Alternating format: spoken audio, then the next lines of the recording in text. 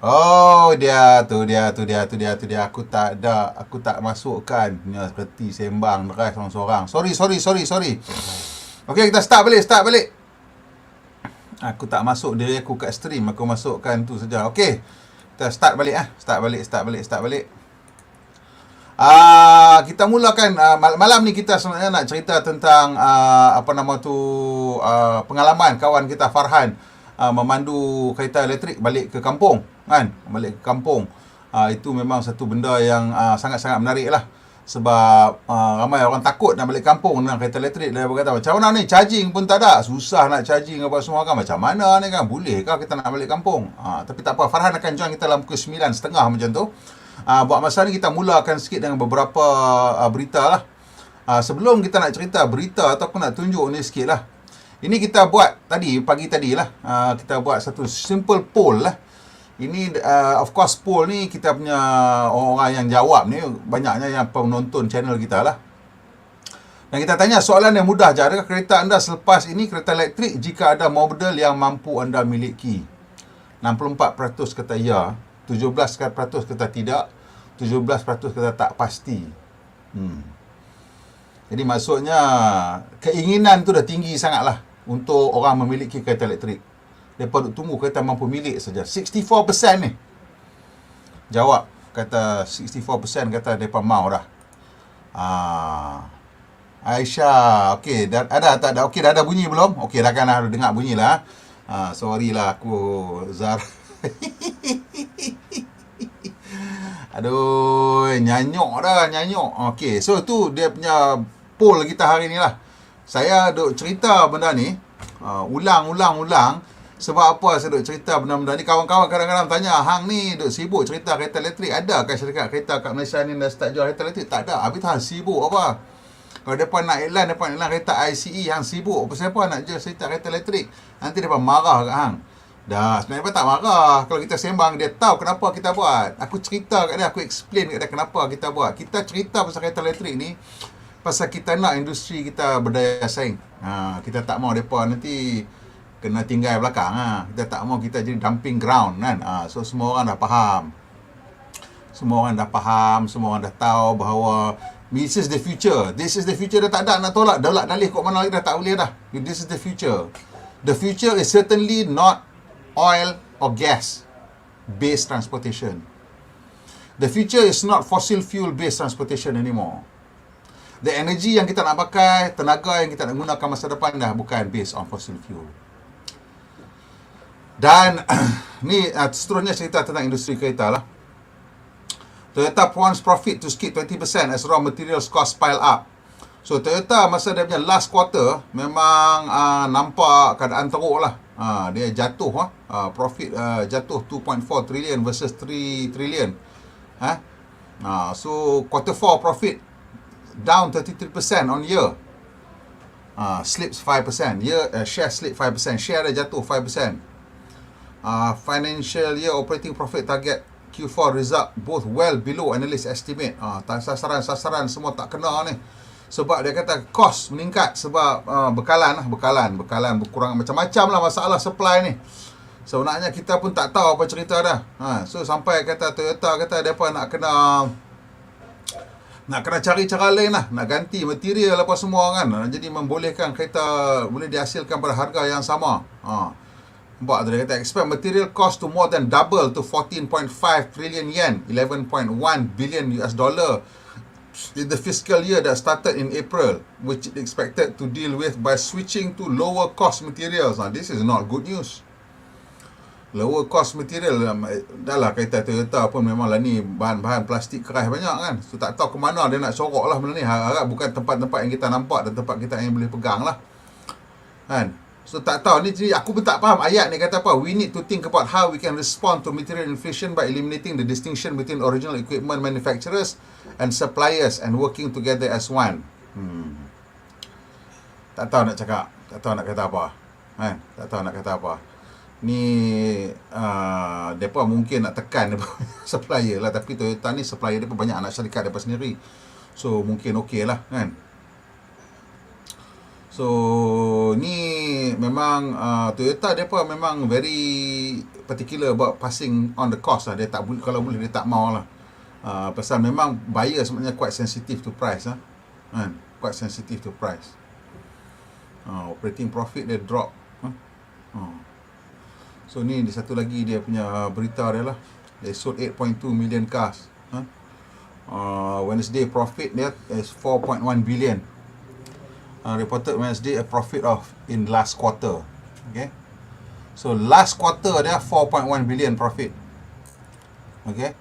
Banding dengan Tesla. Tu, boleh tengok net income dia pun 3.3 billion. Operating income dah 19.2%. So Tesla jual 1/8 jumlah kereta yang Toyota jual, tapi profit dia punya quarter, last quarter, the first quarter sama, which is Toyota punya last quarter is everybody else punya first quarter lah, pasal Jepun dia punya untuk Toyota financial year habis 31st March, 1st April dia start baru.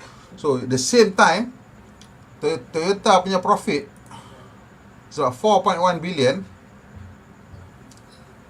Tesla punya profit 3.6 billion. They sell 1/8 jumlah kereta Toyota. So tengok profitability level depan ni dah jadi macam mana. I don't know whether this is because Toyota tak banyak jual EV dan Tesla jual EV, and of course Tesla punya harga premium dan Toyota punya harga tak premium.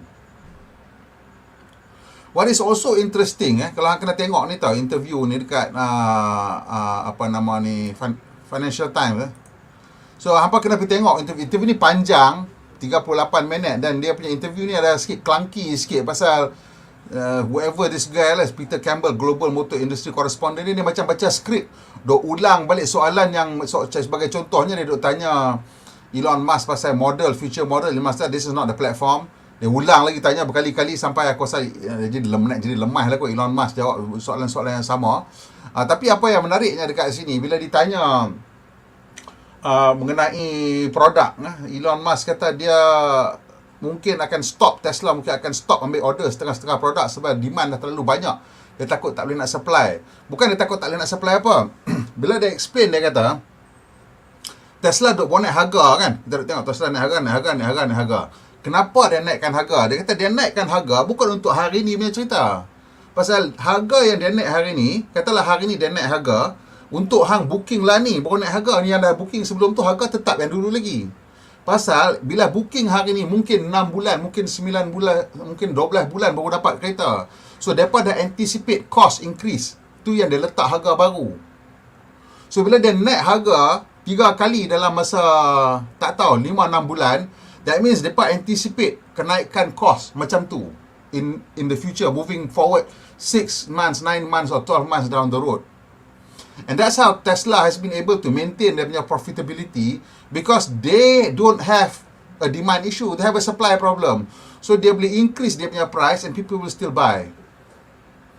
And that's because they have an edge lah in terms of technology, in terms of brand, in terms of whatever lah, pasal dia EV. So aku tak tahu sama ada Toyota punya masalah ni is related to the fact that they are selling ICE and Toyota is so entrenched in the value segment. So therefore dia tak boleh nak increase pricing ke apa, kita tak tahu. Of course they are also fighting EV lah. So they cannot just simply increase prices. Pasal nanti orang akan kata they lose interest in the ICE and start demanding EV cars, and Toyota belum ada produk-produk tersebut. I think that's part of the problem lah untuk Toyota ni. Dan seterusnya ni cerita Tesla ni dengan Shanghai ni. Shanghai ni walaupun bermasalah untuk Tesla, bermasalah bukan dari segi apa. Sebab China punya zero tolerance policy untuk COVID ni menyebabkan kilang kena tutup. Lama ni tutup sampai 2-3 minggu punya cerita tutup. Dan tahun bulan 4, tak silap aku, mereka boleh buat sikit lah kereta. Dalam aku tak tahu berapa ribu kereta je dia boleh buat. So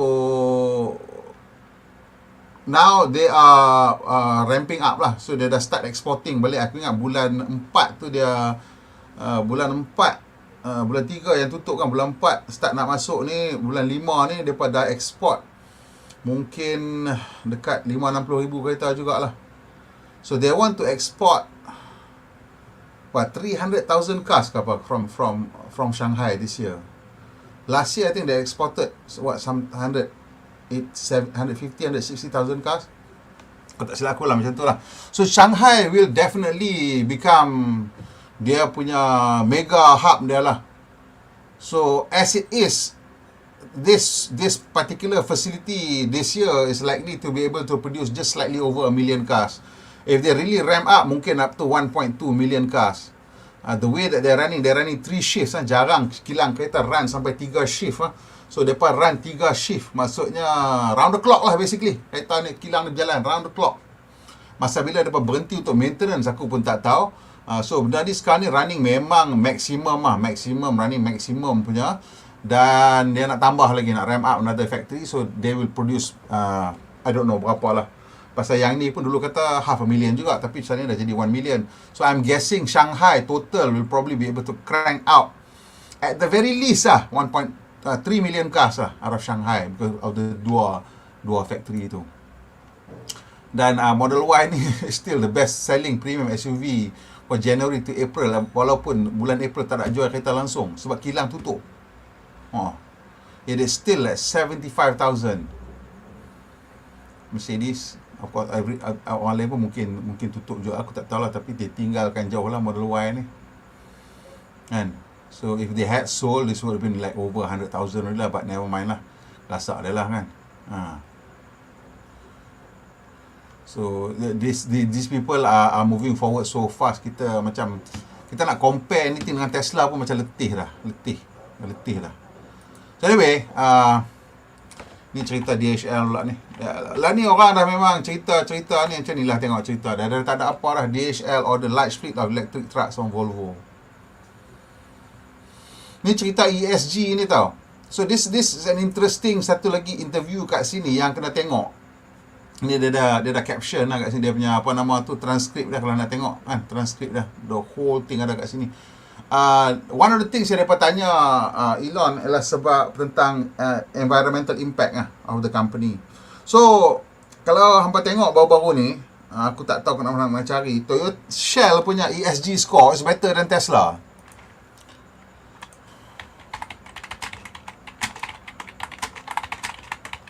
How is that?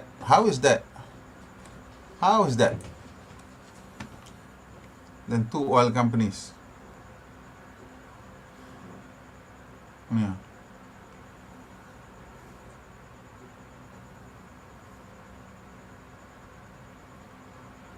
This ESG reporting ni menjadi is something yang bagus. The world is trying to look at macam mana nak include environmental cost, social cost and governance cost in the balance sheet, in the profit and loss and everything lah, in all the accounting. Cuma some companies are better at playing this game than others lah. And maybe the way the score is done favors those reduction in impact rather than elimination in the first place of any kind of impact. So macam company macam Shell, of course the impact dia teruk daripada company minyak kan. So whatever they do in terms of reduction nampak macam banyak lah. Whereas Tesla memang dia tak ada impact in terms of pollution, tailpipe emission. So that doesn't seem to get such a high score. And that was what Elon cakap masa dalam ni lah, which I thought, wow, if that's true, then that's a problem lah. And that's a problem lah. Kan? So bila kita tengok company-company macam DHL ni, yang ni semua ni cerita dia moving forward, it's about ESG lah. Everybody kena have a good ESG score. Kalau tidak, financing will be more expensive. And you may not be able to participate in the government punya contract. So you mungkin kena cukai lah. Cukai environment. So ini DHL is of course a German company. And the Europeans are very particular lah about this sort of thing. So I think they are way far ahead in terms of their ESG reporting. And so they have no choice. They want to start move in that direction. And setengah orang dia punya cara sembang pasal the new energy ni is as if it's going to be an imposition on us, as if benda tu akan menindas kita. Sebab kita mungkin ada lebih sumber tenaga yang lebih murah. Apa dia, kita tak tahu lah pasal minyak mahal. Minyak kita punya pun tetap mahal. Takkan kita nak bakar for free, kan? Tak? So, mesti kita nak jual minyak kepada diri kita sendiri pada harga pasaran. Unless you do it macam like Saudi Arabia ke, atau I don't know lah, all those Middle Eastern country yang bagi minyak daripada mau Venezuela ke. But that doesn't make sense. That doesn't make economic sense. Right? Now, the cheapest way to generate energy sekarang is solar panel. Itu dah tak ada siapa dispute lagi dah. There's no dispute anymore. Solar panel is the cheapest way. The sun is the cheapest way to generate energy, electrical energy. Cuma, how do we move forward? How do we move forward? Can we still hold on to the current system? Which banyak negara pun pakai sistem yang sama, iaitu kita ada macam, kalau tak monopoly pun oligopoly. Beberapa syarikat besar yang menguasai pasaran elektrik, sama ada dari segi grid, dari segi consumer reselling of electricity, ataupun power generation. Most countries macam tu, termasuk Malaysia. And what's interesting is that ada satu berita ni, South Australia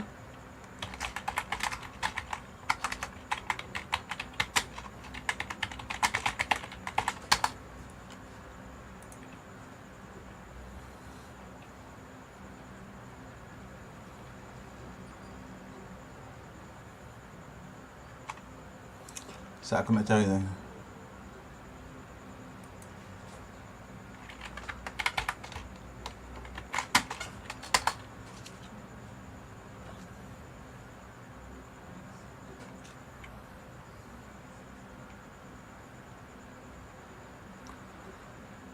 Dekat sini. Aku nampak tadi dekat sini. Dekat dekat Electric Viking. Hang kena tahu Electric Viking, Sat. Dia ada cerita tadi, dia sebut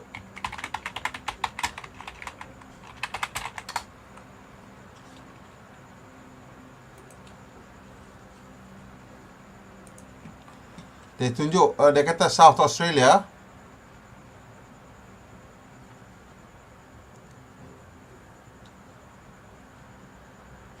ni video ni, how Tesla help world pollution manage Australia. So South Australia berjaya gunakan almost 100% solar for like 1 week. Apa yang menarik kat situ ialah dia kata kebanyakan solar tu dijana oleh solar panel atas rumah-rumah. A large portion of it, or maybe the biggest chunk, is from solar roof. Okay, hampa tengok video ni. So what that says to me is that when it comes down to it lah, because the cost of solar panel dah drop, so it now makes more sense for homeowners nak pasang solar panel atas rumah-rumah mereka. Kalau kata TNB nak buat still this limit where kita tak boleh jual balik solar kita lah, masuk itu ni semua, so TNB sanggup kan nak pasang solar capacity untuk the whole country? Kalau TNB tak sanggup, TNB kena accept the fact that you must let homeowners pasang, building owners pasang, land owners pasang, and you just operate the grid as a platform. We do the energy trading on your platform. Kita pasang solar panel besar mana kita nak pasang, kita jual beli tenaga atas TNB punya platform. That way TNB tak payah risau tentang investing in solar panel ataupun bateri. Kalau TNB bagi kita trade energy atas dia punya platform, dan kita invest on kita punya own solar panel and battery. Battery tu macam-macam solution ada. It doesn't have to be expensive lithium ion. Mungkin kita akan jumpa solution lain, ataupun repurpose old car battery, kan? Nanti tak lama ramai orang akan ada skill ni nak buat, ambil old car battery nak repurpose jadi power wall kat rumah. Because what we need, if you want to do 100% solar, is 5 times capacity. Itu some of the studies yang kita tengok lah. If we need 20 gigawatts, then kita kena ada 100 gigawatts worth of solar to just make sure that kalau betul mendung ke apa, kita tak ada masalah. Itu dah kira mewah lah. The range is between 4.5 to 5.5. So aku kata 5 lah. 4.5 dah okey, 5.5 mewah. Boleh tengok keadaan lah kat mana. Ini yang study ni mereka buat untuk Amerika Syarikat yang duduk kat high latitude. Kita equatorial ni matahari terang-terang. And bateri pun sama, kena ada 5 times capacity. So 100 gigawatt bateri juga. This is to make sure tak ada masalah langsung lah. Assuming 5 hari tak ada elektrik. Mana ada 5 hari tak ada matahari? Mana ada 5 hari tak ada matahari kita kat Malaysia ni? Kalau jadi 5 hari tak ada matahari, kata kita pun kelam kelibut. Jadi nak lari ke mana kan? Ada mendung pun masih lagi cukup untuk generate power. Mungkin tak full, tapi boleh generate power. So, all these things are things that are moving. All this data tentang South Australia ni menunjukkan bahawa even the grid has to change. Has to change its character. Tengok ni satu lagi.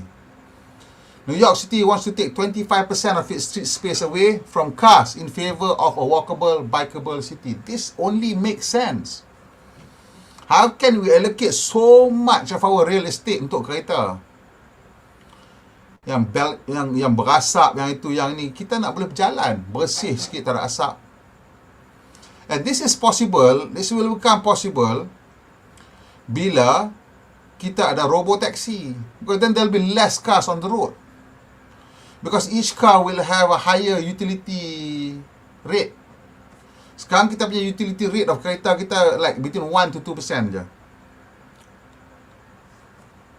Because how do I arrive at that? Bukan aku kira ni, orang pandai-pandai kira. Kita pakai kereta kita sehari mungkin sejam, mungkin 2 jam, paling kuat 2 jam. Kalau yang duduk jom macam Seremban kan, pergi kerja sejam, balik kerja sejam. Mungkin. Most of us setengah jam. After that mungkin keluar makan ke sikit ke, ataupun kalau rajin nak keluar parking cari makan. Katalah 2 jam lah. 2 out of 24 is 1/12. It's like 8% or something. Tapi kereta tu ada 5 tempat duduk, pakai seorang je. 8 bagi 5, 1 lebih je tinggal.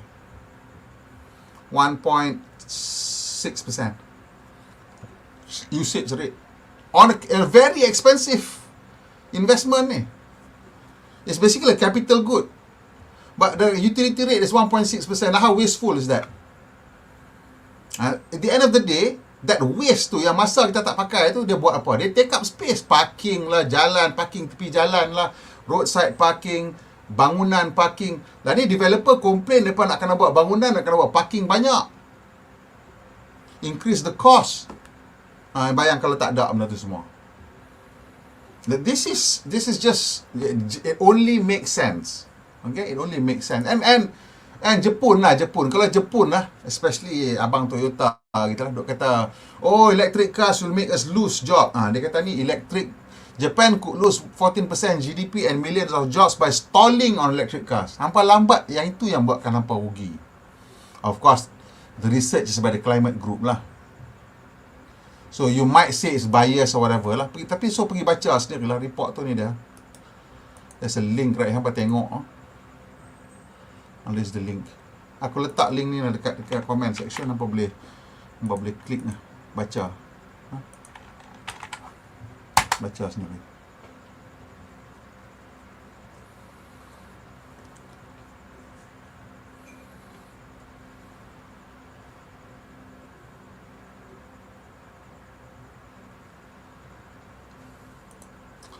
Tawaran kosong aja. Ingat Tesla nak datang. Nak tawar apa sebenarnya kat Tesla? Kalau you boleh bagi clear guidance on policy, then Tesla akan masuk. You know?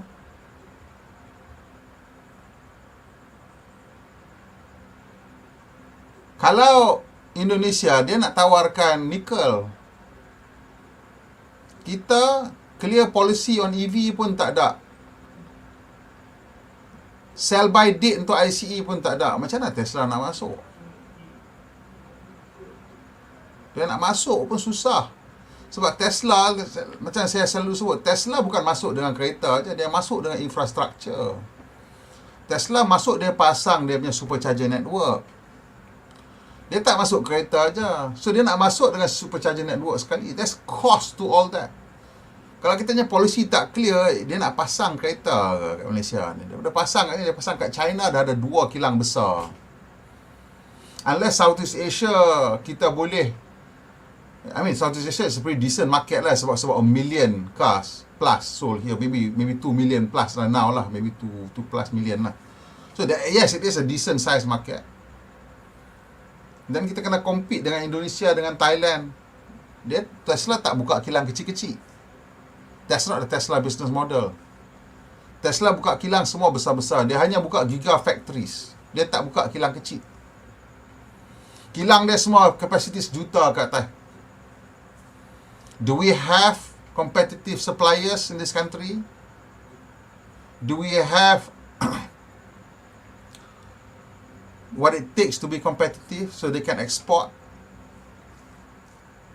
Is Southeast Asia willing to behave like a single market, to accept product to everywhere else?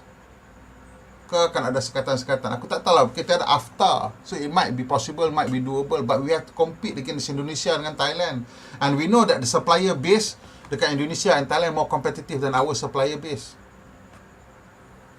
So macam mana? Ya, soalan polisi ni masalah lah, kena ubah lah.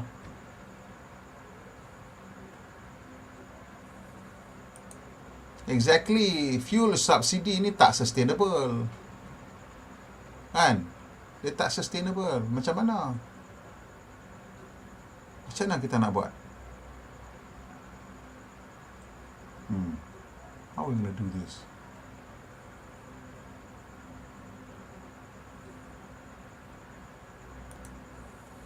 Ini satu berita menarik daripada Volkswagen. So Volkswagen dia beli satu company nama Navistar. Navistar ni buat lori lah untuk US market.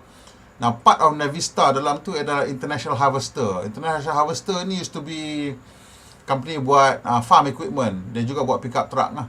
Jadi dulu ada satu produk nama International Harvester Scout. Kadang-kadang kita tengok lah model ni dalam movie Hollywood kan, bila dia nak tunjuk kata dia ni farmer ke, ataupun somebody who has a rural background, tapi cool dia akan tunjuk pakai kereta ni. Ni. Kalau apa pernah tengok ni dalam movie Hollywood, selalunya dia nak indicate somebody who's cool, somebody who's, on his history, knows his classic car, tapi orang farmer, dia pakai kereta macam ni lah.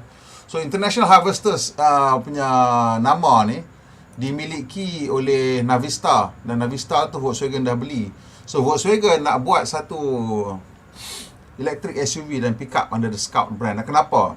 Because American market memang live and die on the pickup truck. That's why Ford rush dia punya F-150 Lightning lah. And the take up rate untuk kereta tu scary lah untuk orang lain. Of course Tesla punya Cybertruck pun take up rate dia scary lah.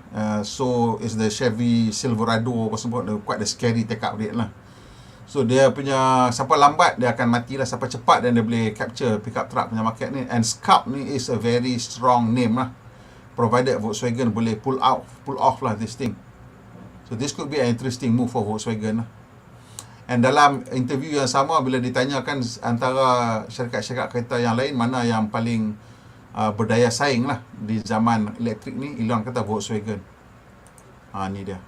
Aku rasa this is one of the signs lah that Volkswagen is really serious about moving to electric. So which then also confuses me, kenapa Audi dengan Porsche masuk racing Formula 1 lah. Aku tak faham lah. Some things just don't make sense.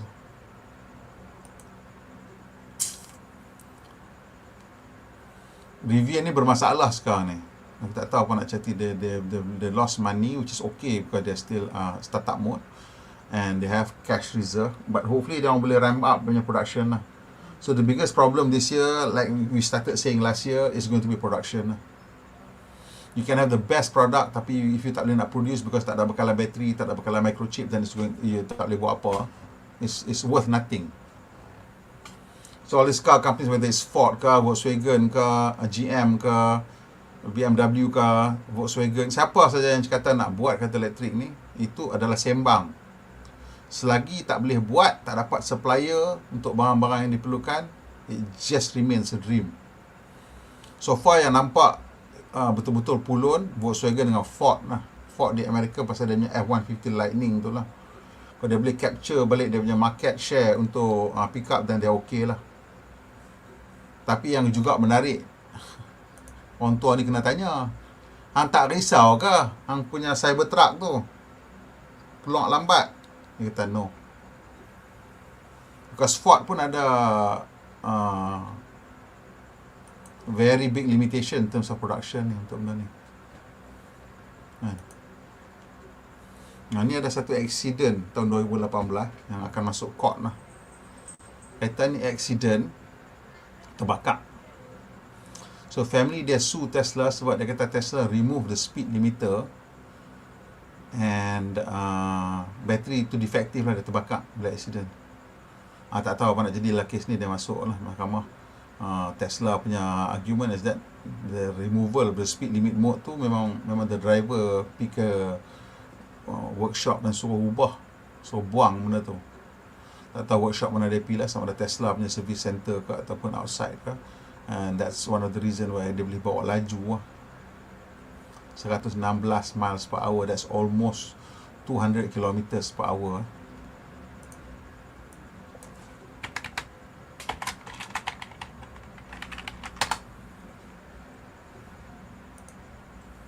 ...186 km sejam.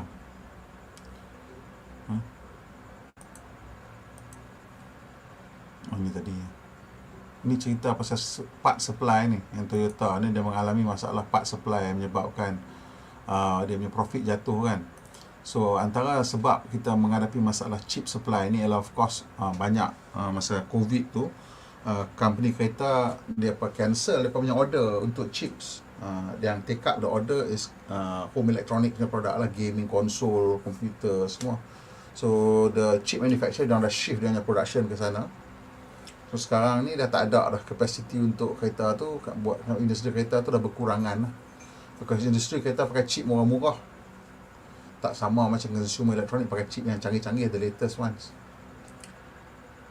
And the reason aku letak berita ni because US kata dia tak mau recognize Taiwan as part of China.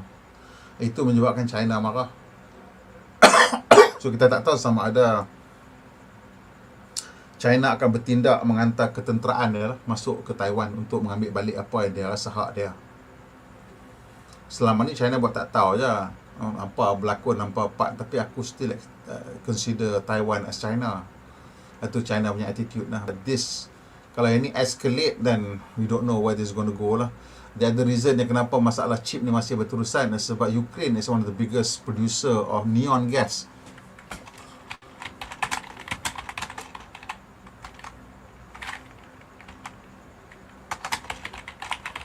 Jadi neon gas ni digunakan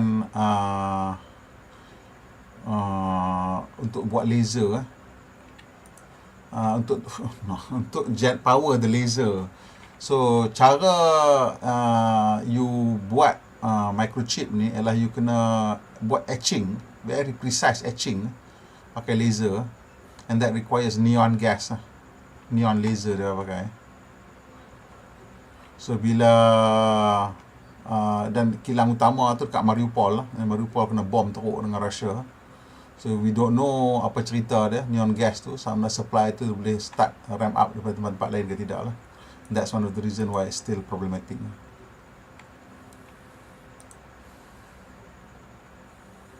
Kita kena fikirkan lah, nak ajak mereka macam mana kan. You have to think about macam mana kita nak ajak benda ni. Kalau tidak, tak jadi apalah. Dia kata 9.30, tapi tak tahu pukul 9.30, 9.45 tak masuk lagi ni. Saat aku check saat dengan dia.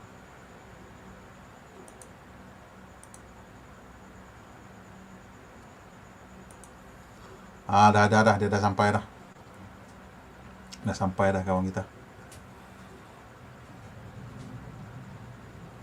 Saat Farhan dah masuk dalam studio dah. Tunggu sat, saya hidupkan balik.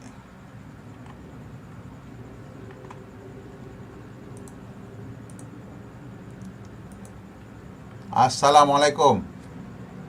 Waalaikumsalam. Okey, itu dia Saudara Farhan. Lama ni kawan-kawan dah tanya ni, pukul 9.30 ke pukul 10? Kata 9.30 lah. 9.44. Okey, kita start 9.44. Sorry. It's okay. Apa nama? Okay, so boleh cerita sikit tak tentang your electric car punya experience, as it were lah.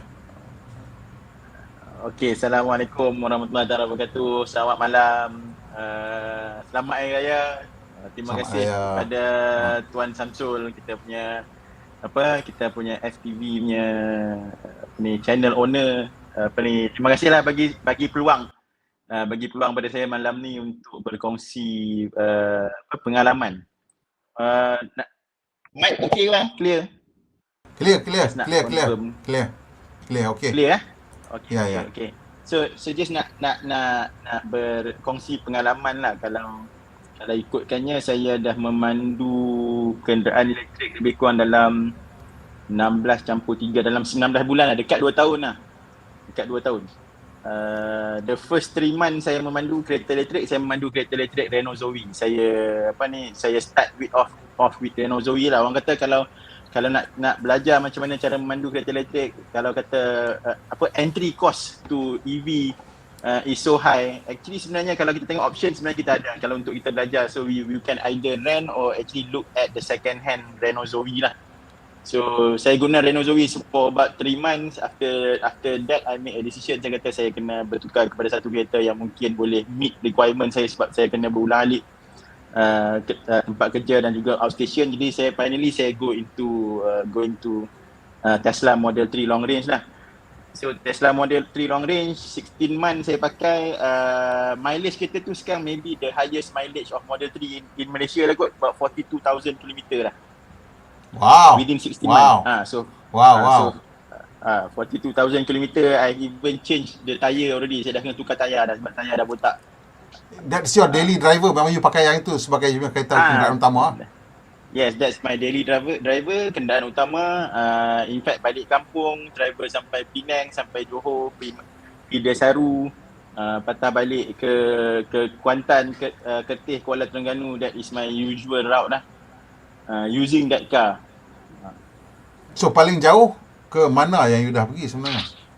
Paling jauh kalau up to the north, saya dah sampai ke Alostar sebenarnya. Kalau going south, saya sampai ke Desaru ataupun Rengit, yang dekat betul-betul dekat hujung Johor tu lah. Yang kalau you sampai situ pun actually you punya phone akan tukar signal. Dia akan roaming, kadang-kadang dia roaming Singapore punya ni. So that is the furthest down south, and then the furthest kat east coast is sampai Kuala Terengganu. Saya tak pernah sampai Kota Baru lagi sebenarnya. Okay. So you've had the Tesla untuk 16 bulan lah. Sebelum tu Renault Zoe lah, kan? So Renault Zoe tu macam mana? Kita cerita pasal Renault Zoe tu dulu. Pengalaman Renault Zoe tu dulu. Actually Renault Zoe ni mengajar saya something about experience yang orang panggil kata range anxiety lah kan. Range anxiety, ataupun kita rasa macam cukup ke aku nak travel kalau kita pakai electric vehicle. Lepas tu Renault Zoe ni pula bateri dia cuma 22 kW, and then kalau you drive let's say between 90 to 100 km, the range would be maybe around 120 up to a maximum of 150 km. So it is actually a good city driving punya car. So in fact saya pakai kereta tu untuk pergi kerja lah. Mana saya kerja saya duduk kat Bangi, daripada Bangi pergi KL, patah balik. So that's about 70 km on daily basis. So saya akan charge kat rumah. Macam cakap lah, most of the time kita pakai kereta ni, kalau pengguna EV, kita akan gunakan destination charger ataupun charge overnight charging. So by next day kereta saya tu daripada 22 kW tu dia akan penuh balik. So that is my normal routine lah On top of that, Okay. the furthest saya pernah bawa Renault Zoe that really I experience range anxiety is actually the first week saya own the car. When masa tu My Evo, Malaysian Electric Vehicle Owners Club, dia buat gathering dekat, saya tak ingat dah dekat mana, Batang Kali ke. There's one location lah. In fact, the location is close to almost 200 km. So the range of Zoe is only 150 masa tu. So I had to make a stop. I had to make a diversion masuk Plus Highway. I ingat lagi, I kena pergi Kundang. I kena keluar dekat tu, pergi kat stesen Petronas Kundang, break for about 1 hour untuk charge balik kereta tu untuk sampai ke my final destination. And then from that destination, I kena pergi, nak balik tu I kena pergi up north, patah balik, berhenti dekat one Petronas station juga. And then from there, I think I drive back to Bangi. Bila saya sampai Bangi, masa tu saya punya range tinggal dalam 2% ke 3%. So I really experience what does it mean as range anxiety lah. Maksudnya I travel dalam 70, duduk tailgating truck kat belakang nak aerodynamic advantage. Aerodynamic kan, just to make sure I arrive lah. So that is the experience I had with Renault Zoe lah. Right. Okay, so Renault Zoe tu pun you pakai hari-hari jugalah. Yes, saya pakai hari-hari. Dan juga termasuk wife saya pun pakai kereta tu. Maknanya bila saya balik, kalau malam ke ataupun kalau saya naik public transport, sometimes saya take MRT ke KL, wife saya yang akan pakai kereta tu. So dia pun suka kereta elektrik juga? Yes, dia suka sebab dia kata dia rasa tak ada pressure drive kereta elektrik ni. What does that mean? Macam bila dia bawa, dia rasa macam so comforting daripada segi daripada segi experience duduk dalam kereta sebab tak ada engine vibration. And then bila dia kata rasa tak ada pressure tu sebab dia dah faham kereta tu, dia dah experience orang cakap it takes about 45 days lah on average to overcome your range anxiety. Lepas you dah 45 days, you dah understand the car, and then she feels that masa dia drive kereta tu, walaupun dia kata kalau aku nak slow, dia duduk belakang lori, dia slow lah. Kalau dia rasa dia nak laju, dia tahu dia boleh sampai. Right. Okay, so masa you Renault Zoe tu you pakai hari-hari, satu soalan yang orang selalu kata ialah bil elektrik you naik banyak mana? Bil elektrik saya naik lebih kurang dalam RM200. Tapi kena ingat, saya punya petrol bill on average sebulan 600 sebelum ni. That's right. And you are on the you band 4 ke band 3 punya elektrik? Saya band 4 paling tinggi 0.57. Nah, kan. So even on band 4 you still save 60%? Yeah. So my fuel cost normally dalam 600. So now it becomes 0. So elektrik saya naik 200. Itu yang kadang-kadang mengelirukan orang ramai. Dia kata, tapi nanti bil elektrik naik. Memanglah bil elektrik naik kan. Tapi confirm the increase kan. Tapi peningkatan tu lebih kecil daripada kita punya bil petrol. Betul. Kita lah. Ya. Memang lebih kecil. Dia you can actually straight away calculate lah berapa you akan pakai in a month. Based on the efficiency of the car. Contoh Renault Zoe ni dia boleh dapat I think around 7 km per kilowatt ni tu. So based on that you can so you know lah exactly what is the amount. Kalau based on your daily, macam saya 70 km, you kali 70 km kali 20 hari. So that's 1400 km, and then you can actually get a rough figure of how much you would actually additional electricity bill at the highest tariff. Sebab saya on band 4 0.57 kilowatt. Right. 0.57% per kilowatt. 57 sen lah per kilowatt kan. Okay. So now you dah bertukar kepada kereta yang lebih berkuasa. Adakah bil elektrik tu jadi lagi banyak naik kan macam mana? Sebab kalau saya beritahu, on average my monthly mileage now is around 3,400. Okay. So that's okay. That's a little bit confusing lah. So okay, kalau kata kita tengok cost per mile, cost per kilometer antara Zoe dengan Tesla Model 3 itu macam mana beza dia? Lebih kurang lah. Tesla mungkin dalam 6.5 macam tu, tengok ni per kilowatt. So on average, because of that, and then because of the car ada better range, so in the end saya akan pakai untuk my outstation work requirement lah kan. So that's the reason why saya punya mileage per month naik jadi sampai 3,400, lebih kurang double before this. I think since the last 16 month lah saya dulu Zoe tak boleh pergi outstation lah basically kan. Dulu kalau saya kena outstation pergi ke Kuantan, saya tak bawa lah, saya kena bawa saya punya plug-in hybrid lah. Memang saya tak berani nak bawa masa tu. Because kita tak ada enough infrastructure sebenarnya. Kalau kita ada enough infrastructure, insyaAllah. Right. So now you're driving 3,000 kilometers a month in the Tesla. Outstation so semua. Memang outstation semua saya tak pernah lagi drive saya punya PHEV for outstation since saya own the Tesla. Kenapa you berubah macam tu drastik sekali? Kenapa saya berubah drastik? Okay. Maksudnya sampai dah tak nak bawa the PHEV tu, I mean. Sampai dah. Dia ada beberapa faktor lah kan. Faktor yang pertama, okay.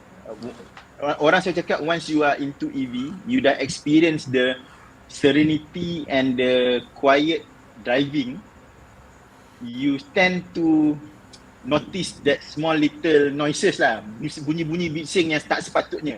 Itu nombor satu. Nombor dua, engine vibration and the ability to feel fresh bila you drive, especially bila you going outstation. So sampai my wife cakap, since I own that Tesla, selain daripada saya excited owning an EV, saya tak pernah request dia untuk drive jadi co-pilot saya. Tak kisahlah saya kena drive let's say 600 km ke, it is always saya yang akan drive. Kalau dulu masa PHEV ke, masa saya pakai full petrol, mesti kalau saya let's say saya nak balik nak pergi Penang atau nak pergi Ketih, kalau dia follow, mesti ada saya akan swap dengan dia. Somehow the EV helps me to feel fresh because of the other assistance yang ada dalam tu lah. Nombor tiga, saya kata because saya dah bertukar kepada EV, I just want to make sure that saya akan continue to help to go with the other benefit lah, which is actually reducing emission yang saya boleh contribute kan. Kalau nak kata saya nak reduce emission macam mana power generation is being done kat Malaysia, yang tu saya tak boleh control. Tapi yang saya boleh control adalah saya boleh control saya punya own emission daripada my car. So now saya dah ada EV tu ada good range, ada good power, and then enough capability untuk sampai semua destination yang saya kejar. Hence the reason of that drastic change lah. Okay. So ni kita tengok sikit soalan-soalan penonton lah. Ni soalan yang kerap dibangkitkan ni. Ni dari Iqbal tanya ni, elektrik tu sumber arang batu. Kan? So arang batu tu menjadi isu lagi lah. Orang kata tak bersih mana lah kan. Macam mana you boleh I mean my argument is that the power generation plant, it has a much higher thermal efficiency than internal combustion engine, because it's an industrial facility, ada heat recovery dan macam-macam lah. And of course the electric motor itself is more efficient in converting electrical energy to kinetic energy kan. So that's my argument lah, is that either way pun you're not going to win this argument, but people still bangkitkan cerita arang batu ni. What can you say to them about this? Okay, itulah kata kalau kita nak argue from the perspective of macam mana power generation or fuel mix dekat Malaysia, kita takkan boleh menang punya argument. Kita accept the fact that kalau ikut yang best pakai Tesla ni, dia ada a few third party app yang boleh connect with the car that have data around the world. So based on the one of the app that I connect to my car, dia panggil Tesla. So every time saya charge kereta dekat Malaysia, dia akan terus tap to Malaysia punya energy mix. And then dia akan calculate berapa banyak CO2 yang saya because of saya charge kereta saya tu lah, as compared to kalau saya pakai full ice. And based on data yang dia ada, sebab ni data publicly available data menunjukkan menggunakan kenderaan elektrik dekat Malaysia save at least 30% compared to you terus menerus pakai kenderaan ice lah. So data ni kita bukan create data ni available public yang Malaysia report sebenarnya. Malaysia report berapa banyak energy mix, From that you can calculate berapa banyak CO2, and based on the calculation, straight away thermodynamics punya tu, you boleh calculate. Dia kata kalau you pakai ais, because of the efficiency semua, you are emitting at least 30% less CO2. So so kita bukannya reka number ni kan. Number ni orang lain yang kira, macam yang cakap tadi lah kan. Tapi kalau people nak argue that still coal, and kita dah clear dalam Malaysia pun dah clear, bila kita punya Malaysia dah clear, kita takkan banner lagi coal power plant. Yang tu dah clear. So maknanya yang kita tahu, with Malaysia akan continue untuk grow. So bila Malaysia continue to grow, somehow kita punya fuel mix yang generate electricity, dia akan bertukar lah daripada arang batu yang sekarang main energy, and then dia akan slowly pergi ke gas, on finally maybe hopefully one day Malaysia akan increase dia punya renewable. Kan? So as you the drastic decision is kata Malaysia tak akan buat any more arang batu. So bila arang batu punya power plant dah down, so kat mana you nak tambah? Either you tambah gas, which is also a transition punya case in terms of energy mix. Finally is renewable. So slowly daripada 30% tu, kalau kita percaya, insyaAllah dalam masa 10 tahun lagi, you see maybe the number gets higher and higher, better and better. Yeah. Okay, so Lani, bila you pergi outstation, you how often do you need to stop and use the DC fast charger? Tengok location, Bro Samsul. Kalau saya outstation ke Pantai Timur, ke East Coast, dengan Tesla Model 3 long range ni, sebenarnya saya boleh arrive dekat saya punya destination tu single charge. Maknanya saya tak perlu berhenti. Ni sampai Kuala Terengganu? Sampai ke Kertih. Okay. Kalau Terengganu kena charge lah on the way? Kalau Kuala Terengganu, saya kena charge. Berhenti kat Kertih lah? Saya akan berhenti kat Kertih ataupun saya akan berhenti kat Kuantan. Okay. So single charge. So pengalaman charging DC fast charger ni macam mana? Pasal charger tak banyak. Dan banyak pula ada dekat kedai orang. Ya. Kalau kita tengok actually accessible DCFC to the public 24/7, kalau tak silap saya ada 6 sebenarnya. Yang kan kalau tak silap saya lah, satu dekat dua dekat Air Keruh, northbound southbound. Lepas tu satu kat Skudai. So going to the and then now dah tambah share recharge dekat Tangkak. So going south kita ada 4 dekat bawah ni. Going up to the north kita ada Bukit Gantang, northbound dengan southbound. So that make it 6 yang available 24/7. Accessible to the public. Kan? And the one that you can actually monitor the status. Maknanya with their app you can actually know whether the charger is available ke, charger kaput ke, ada orang tengah charge. So only these 6. Yang lain tu kita kena agak-agak, kita kena tanya tuan kedai ke boleh pakai ke tak.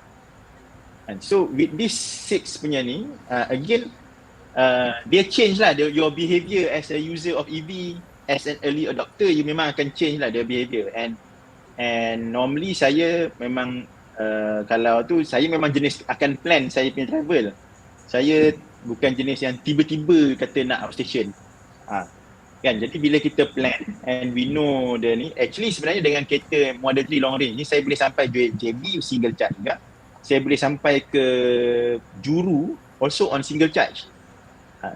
But kita tahulah as human being, kita actually normal good practice pun every 2 hours kita kena berhenti sebenarnya, rest untuk ni. And we normally take opportunity and bila kita take opportunity, selalunya saya akan berhenti lebih kurang dalam 30 minit lah.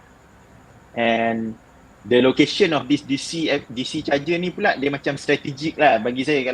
Kalau going south tu, either you decide nak berhenti dekat Air Keruh, which is only about 100 km away from Bangi macam rumah saya, macam terlalu awal. So sekarang ni mungkin saya akan berhenti kat Tangkak lah. Kan? And then saya take a break about 20 minutes, 30 minutes, boleh sembayang, boleh jamak sembahyang jamak takdim ke jamak takhir ke, then I can continue my journey sampai ke Johor, JB. ke JB kan, and then you charge. How much of a change in terms of your driving behaviour lah sebab nak pakai kereta elektrik ni? Sebenarnya I mean right now kita cerita as an early adopter lah. Obviously bila the mass market nanti I'm sure tak perlukan behaviour modification kan. Macam saya cakap lah, even though you boleh sampai single charge, dulu pun masa saya bawa, let's say saya buat saya punya PHEV, saya bawa ICE dulu, saya masih akan berhenti anyway. Ya. Saya tak pernah, saya tak adalah style saya yang boleh let's say drive 3 hours or 4 hours straight. Saya memang tak boleh ni, kan. Maybe because of the engine vibration and concentration semua, I really need to take that break lah. And because of that, saya punya memang pattern saya drive 2 jam ataupun every 150 km saya akan berhenti kan, pergi toilet ke, just to take beli air kat vending machine ke, that is my normal routine. So dia sama je lah. So bila EV ni, instead of berhenti dekat R&R yang tak ada DCFC, now I will choose to stop dekat mana yang ada DC lah. Right. So masa biasa tu, masa you kata pergi travel outstation, bukan masa perayaan, tak ada masalah lah. Selalu jarang kot you kena beratur ke apa ke? Tak pernah kena beratur? Tak pernah lagi. Actually sebab early adopter, kita tak pernah rasa beratur ni sebenarnya. Actually saya sepanjang 16 bulan, saya tak pernah beratur lagi. Okay. But I mean, masa awal-awal tu okey lah, kereta tak banyak lagi kan. Tapi of late sebelum raya hari tu, dengan Hyundai deliver dia punya Ioniq 5, Kona, Volvo pun deliver dia punya XC40. Do you see any change in the number of usage ke apa benda ke dekat all this?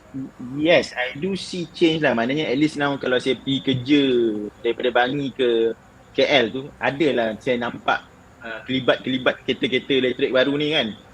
Tapi saya belum pernah experience beratur lagi sebab since the influx of say XC40 tu sampai 65 biji sekali dia orang deliver kan. Saya belum pernah lagi experience kena beratur. Maybe sebab satu, kereta saya boleh pergi single charge, and kalau saya berhenti pun and then saya punya travelling maybe bukan the peak hour where people actually ni. So bila saya plan for outstation, is always during that off peak punya timing. But kita nampak lah orang posting kan, itu dekat Tangkak for example, Porsche beratur 2 biji. Lepas tu dekat Bukit Kantang pun ada orang beratur. Tapi tak ada lah kes sampai 3 kereta lagi, tak nampak gitu sebenarnya. Kiranya tak boleh konvoy lah. Tak boleh konvoy. Boleh konvoy, tapi dia kena konvoy macam rally style. Every half an hour pergi. Kan? Dia boleh kalau nak. Okay, so you balik raya hari tu pun tak ada sangkut. So you balik Kuantan single charge lah.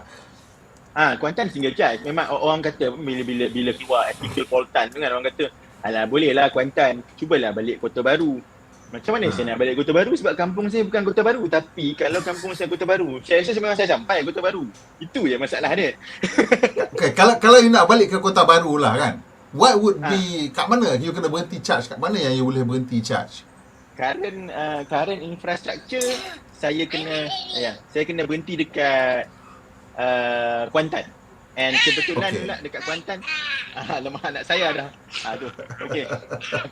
So yes. So kebetulan kalau saya nak pergi ke Kota Baru, memang saya kena berhenti charge kat Kuantan. And we are lucky lah now dalam kita punya network ni, Perkema dekat Kuantan, TGM Sdn Bhd dah install 60 kW DC. And from Kuantan to Kota Baru memang cukup sebab dah in fact bukan Tesla saya lah. Kita ada member dalam My Evo, Prof Ikram, dia travel sebab dia balik Kota Baru, so dia bawa Kona daripada Kuantan ke Kota Baru single charge. Kona dia yang bateri besar. Kona Max rasa and dia sampai ke Kota Baru lah. So In fact, so Kuantan you charge 80% or you charge full? Kuantan charge 80% cukup. Sebab Oh, Kota Baru Kuantan I think 300 plus sikit bukannya ni pun. See. Ah. So half an hour stop lah in Kuantan basically. Half an hour, 40 minutes lah sebab 60 kilowatt punya charger kan. Oh, okay. Yeah. Kan, so good break lah kan. Tapi So, probably ya kalau saya simulate balik route yang saya ambil masa saya balik kampung tu kan. Sebab saya balik bukan ikut highway normal karak LPT. Sebab bila pagi tu lah nak travel balik kampung tu, pagi tu saya check dekat Waze. Waze kata kalau ikut normal route tu, I will arrive Kuantan around 3 hours 55 minutes. Tapi at the same time, normally kalau kita travel Kuantan patutnya daripada Bangi ke Kuantan patut 3 hours lah. Ni jadi 3 hours 55, almost 4 hours. Lepas tu cuma dekat dalam Waze dia ada kata warning, traffic build up, possible delay up to 2.5 hours. Masa tu dekat Waze keluar. So saya kata bahaya ni. And then adalah borak-borak dengan geng My Evoke. Then one of the member dia kata dia suggest why don't you balik ikut jalan belakang lah. Maknanya ikut Lekas, keluar dekat Seremban, Kuala Pilah, Bahau, Muazzam and then Gambang.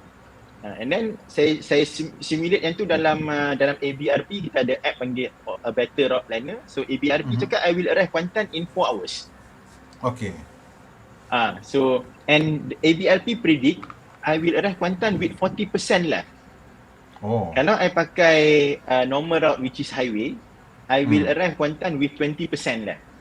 Why? So ni yang ni EV punya ni dia I think sama je sebenarnya Ais. Kalau you tekan minyak you tekan satu memang akan cepat lagi lah ni. And then because the I'm travelling at average of about 70 km lah based on the traffic yang dia predict kan, sebab kita ikut jalan lama. So the highest I think about 90 km. So on average because of that speed that I travel, the efficiency of the car goes to a point where it consume only about 13 kilowatt every 100 km. So berapa dalam berapa kilometer? 7 lebih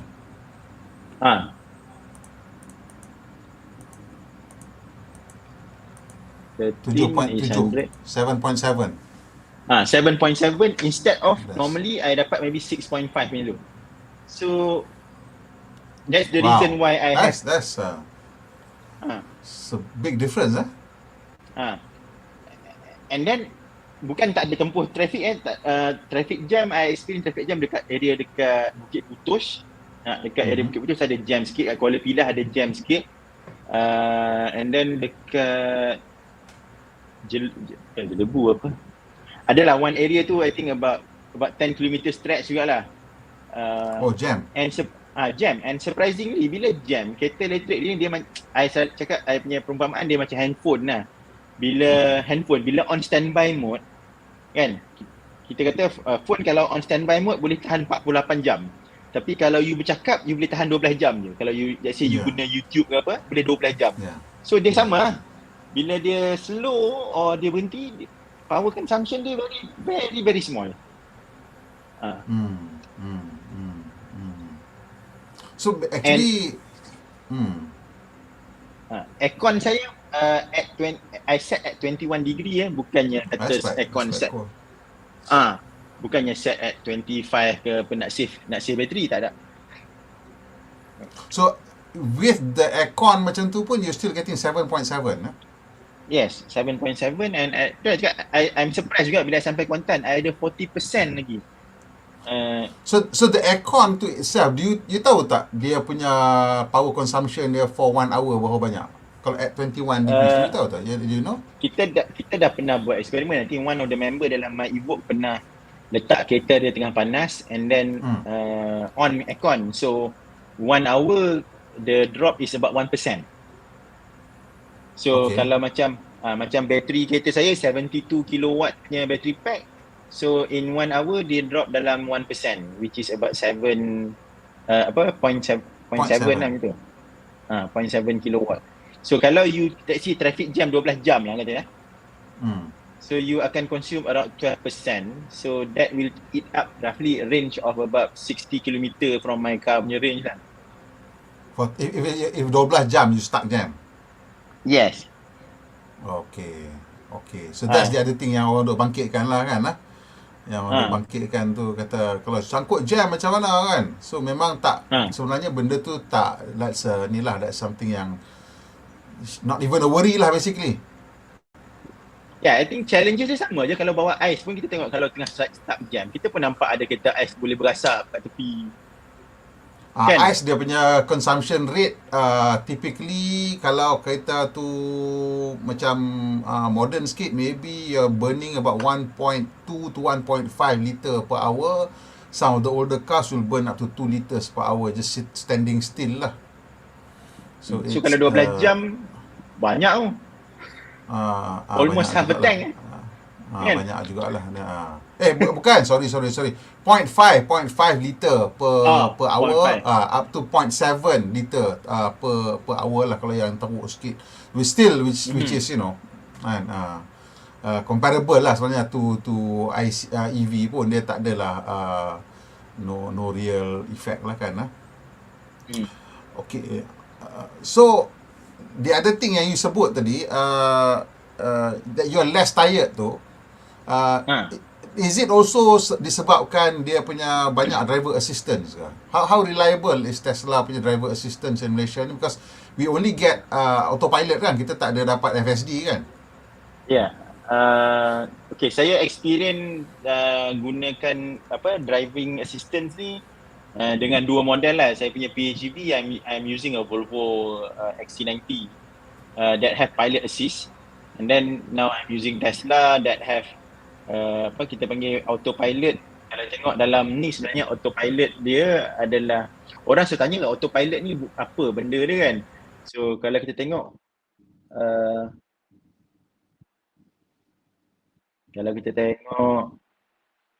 ada ni kan. Okay, kalau kita tengok autopilot ni sebenarnya one of the major thing bila kita activate autopilot, dia ada auto steer, and then vehicle dia panggil traffic aware. My experience about traffic aware yang ada pada Tesla adalah lagi lebih advance pada apa yang ada pada Volvo. Reason being it has more cameras than what Volvo has, because dekat kiri kanan dia tu pun ada kamera yang boleh even detect what is happening ni kan. So with 8 cameras around the car, the traffic awareness is higher compared to what I experienced dalam Volvo lah. And then because of this driving assistant yang membolehkan kereta tu auto steer while you are actually required to actually hold the steering wheel. Ingat bila you double tap untuk activate the autopilot, akan keluar message you kena pegang steering wheel. So kalau kata sebelum ni kontroversi kata tak boleh pakai apa semua, sebenarnya the design itself dah kata you kena pegang. So bila you pegang steering wheel and then you set the speed at 80 km, the car would actually trace your car kat depan, and then will help you with the steering of the wheel, and then that actually takes off a lot of effort from you lah. So your brain tak perlu high concentration as compared to ni. You memang masih lagi tengok jalan, tapi you tak perlu lebih macam mana nak cakap sebab nanti kalau salah cakap orang kecam lah. The fine motor control tu kita tak payah fokus sangat lah. Yes. The fine motor control tu yang kita buat kita penat kan. Ya, yang kita buat kita especially kalau kata masa hujan lebat. Saya experience now with autopilot, it really helps kalau hujan lebat, yang mana kita terpaksa lebih concentrate kan. Tapi dengan autopilot, sebab you have the vision of the camera ni helping you, I find that driving Tesla masa hujan lebat dengan autopilot ni lebih menyenangkan lah. Dan because you dah take away some of your full concentration tu, dia menyebabkan you tak penat. Right. So Volvo punya pilot assist ada traffic aware? Macam mana dia kata, dia kata tak, rasanya dia, sebab dia ada sensors but they don't have the camera. Sebab sensor Because dia pun I know that kalau BMW punya 7 series dia ada little bit of traffic aware, in the sense that I pernah sekali bila kita tengah bawa atas highway, NKVE, so kira heavy traffic, so we're doing maybe 80-90, and suddenly the car pull itself to the right. I duduk on the fast lane lah, they pull itself to the right, secara agak mengejut jugalah, which you know startle me a little bit. Then I couldn't, mula-mula kata, kenapa ni? And then a motorbike split the lane on my left. So that to me is the most that I've experienced in terms of traffic aware lah, in terms of the car reacting. The only thing untuk Volvo with traffic aware yang I perasan is because the ACC is connected to the signal. Yeah. So kalau you indicate kanan, and then the kalau dululah on their ICE cars, what happens is the gearbox would drop a gear and engine will rev up to ready to overtake. Because ke kanan, and then if you're on the highway, it will match the speed of traffic on the right, and when you signal to the left, they do the same thing to match speed traffic on the left. To me, that's the extent of Volvo punya traffic aware yang I've experienced lah. So how is it different from Tesla punya traffic aware? To the point, sebenarnya actually dekat Volvo pun kita ada I've experienced a few times where the vehicle do correction because they sense something on your blind spot lah. I've experienced it dekat XC90.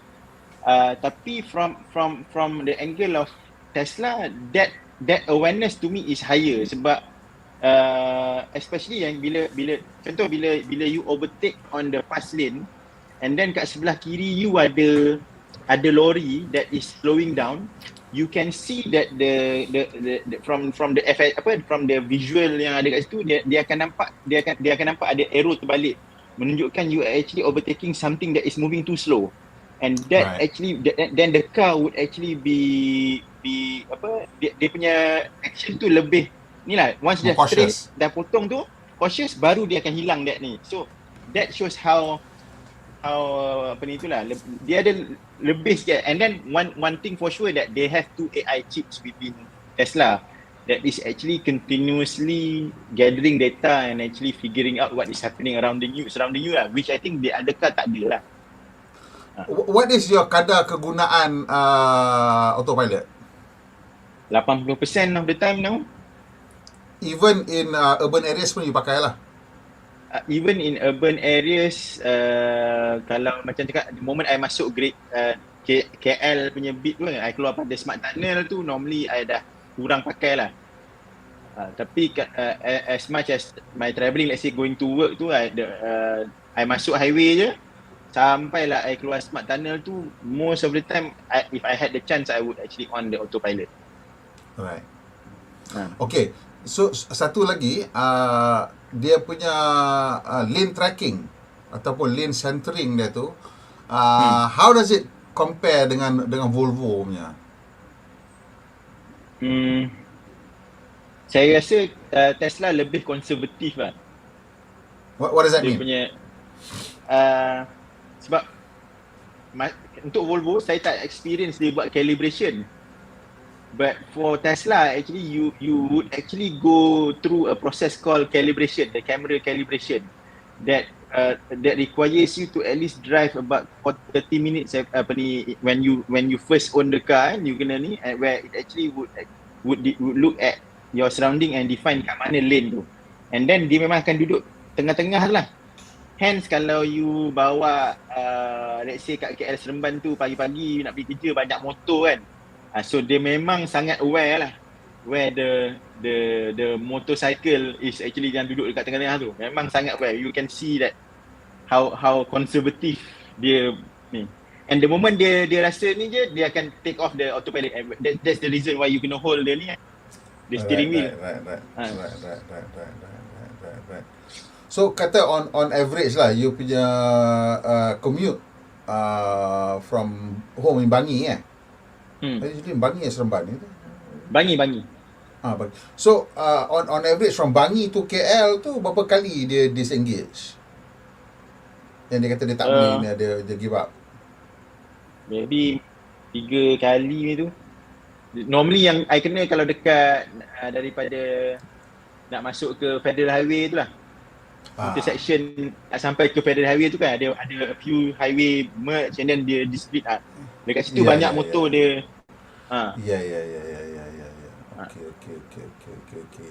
So pengalaman ni lah dengan Tesla Model 3 secara overall ni,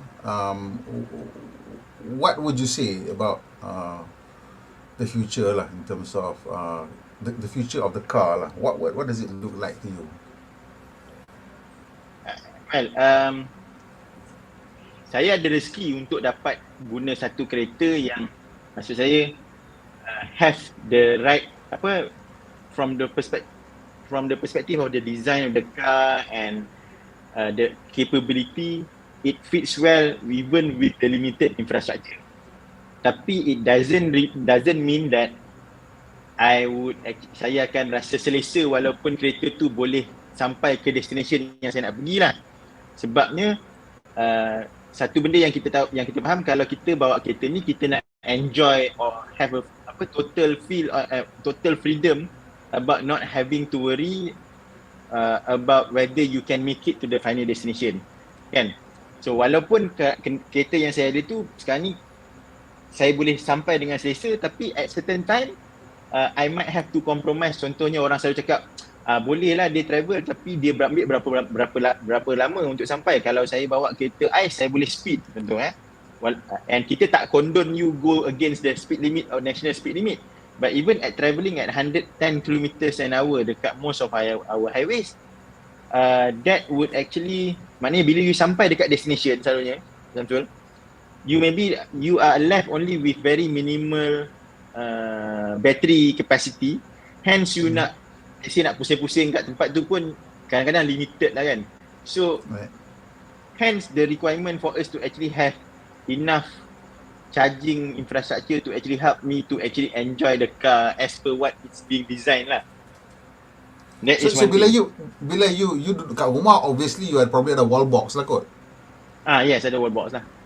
So you balik kampung, kat rumah kampung pun you pasang wall box jugalah. Dekat rumah kampung saya saya actually carry a portable wall box, a portable EVSE tu, that is capable of giving me up to 22 kilowatt. So dekat kampung saya install industrial plug. Industrial plug yang 3 phase. 3 phase 32 punya tu, yang warna merah tu. So saya install yang tu dekat my mother-in-law. So I use my portable tu and then I can pull 11 kilowatt lah as per what is limited by my OBC dekat Model 3 tu 11 kilowatt dia. So how much is the cost to install like a wall box lah untuk kat rumah you pasang probably 3 phase 22 kilowatt lah kot? Again dia punya variable kat sini berapa jauh you kena tarik kabel ke you punya wall box lah. Actually kalau you tanya electrician, dia akan tanya berapa jauh, where is your wall box, berapa jauh nak kena tarik. So I spend maybe itu around close to 2000 ya. 1008 kot, 1008. Dia kira sekaki berapa?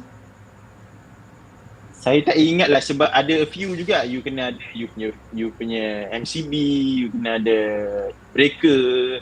So all of that dengan dia punya I see. So it turns around to be about 1008 rasanya kalau saya tak silap saya lah. Sebab itu saya overspec lah. sikit. Installation saya overspec sikit. Saya pakai 10mm. Si kabel besar lah. Saya pakai kabel besar sebab masa tu di-advise oleh kawan kita dekat My Evo, Zuril, untuk terus katalah kau pasang je lah, bukannya kau tak ni. Tapi sebenarnya overspec lah sebenarnya saya punya tu.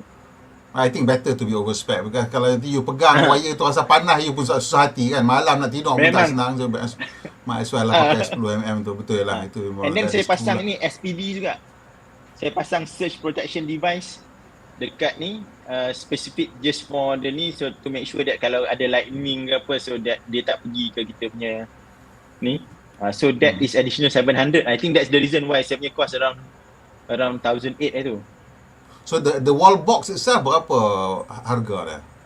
Wall box saya pakai Tesla punya wall box. I think is the cheapest among in the market lah now. Masa saya beli tu saya dapat dalam 2,500. Sekarang ni rasa dalam 3,000. Tapi kalau wall box Tesla punya paling murah.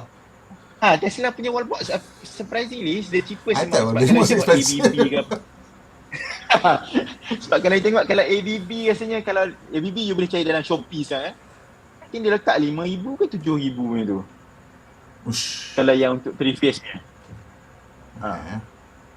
In fact kalau you tengok BMW wall box yang 22 kilowatt tu, kalau you tak dapat from, kita dapat sama our friend dapat source it from the owner of the hybrid, dia orang dapat lah murah. Tapi rasanya kalau BMW jual you ni out of the box maybe around 5,000 rasa harga dia. So saya surprise juga bila tengok harga wall box Tesla. Dia actually kalau masuk website 500, kalau beli kat UK 500 pound. Kalau kat US rasa 500 US dollar. So wah, surprising. But then again they've not been in the business of making money or those kind of things lah kan. They're different business model kan. Okay. So for the average Malaysian lah kan, you rasa how many okay lah untuk you lah, sebelum kita cerita about the average Malaysian lah, untuk you lah kan berapa banyak charger yang perlu ada dalam the country before you feel like I don't have to worry about arriving anymore? Saya rasa lah to enjoy an EV as per what the ICE driver are enjoying, because they don't have to worry about refueling their car. A distance between every 150 kilometers actually would help kan.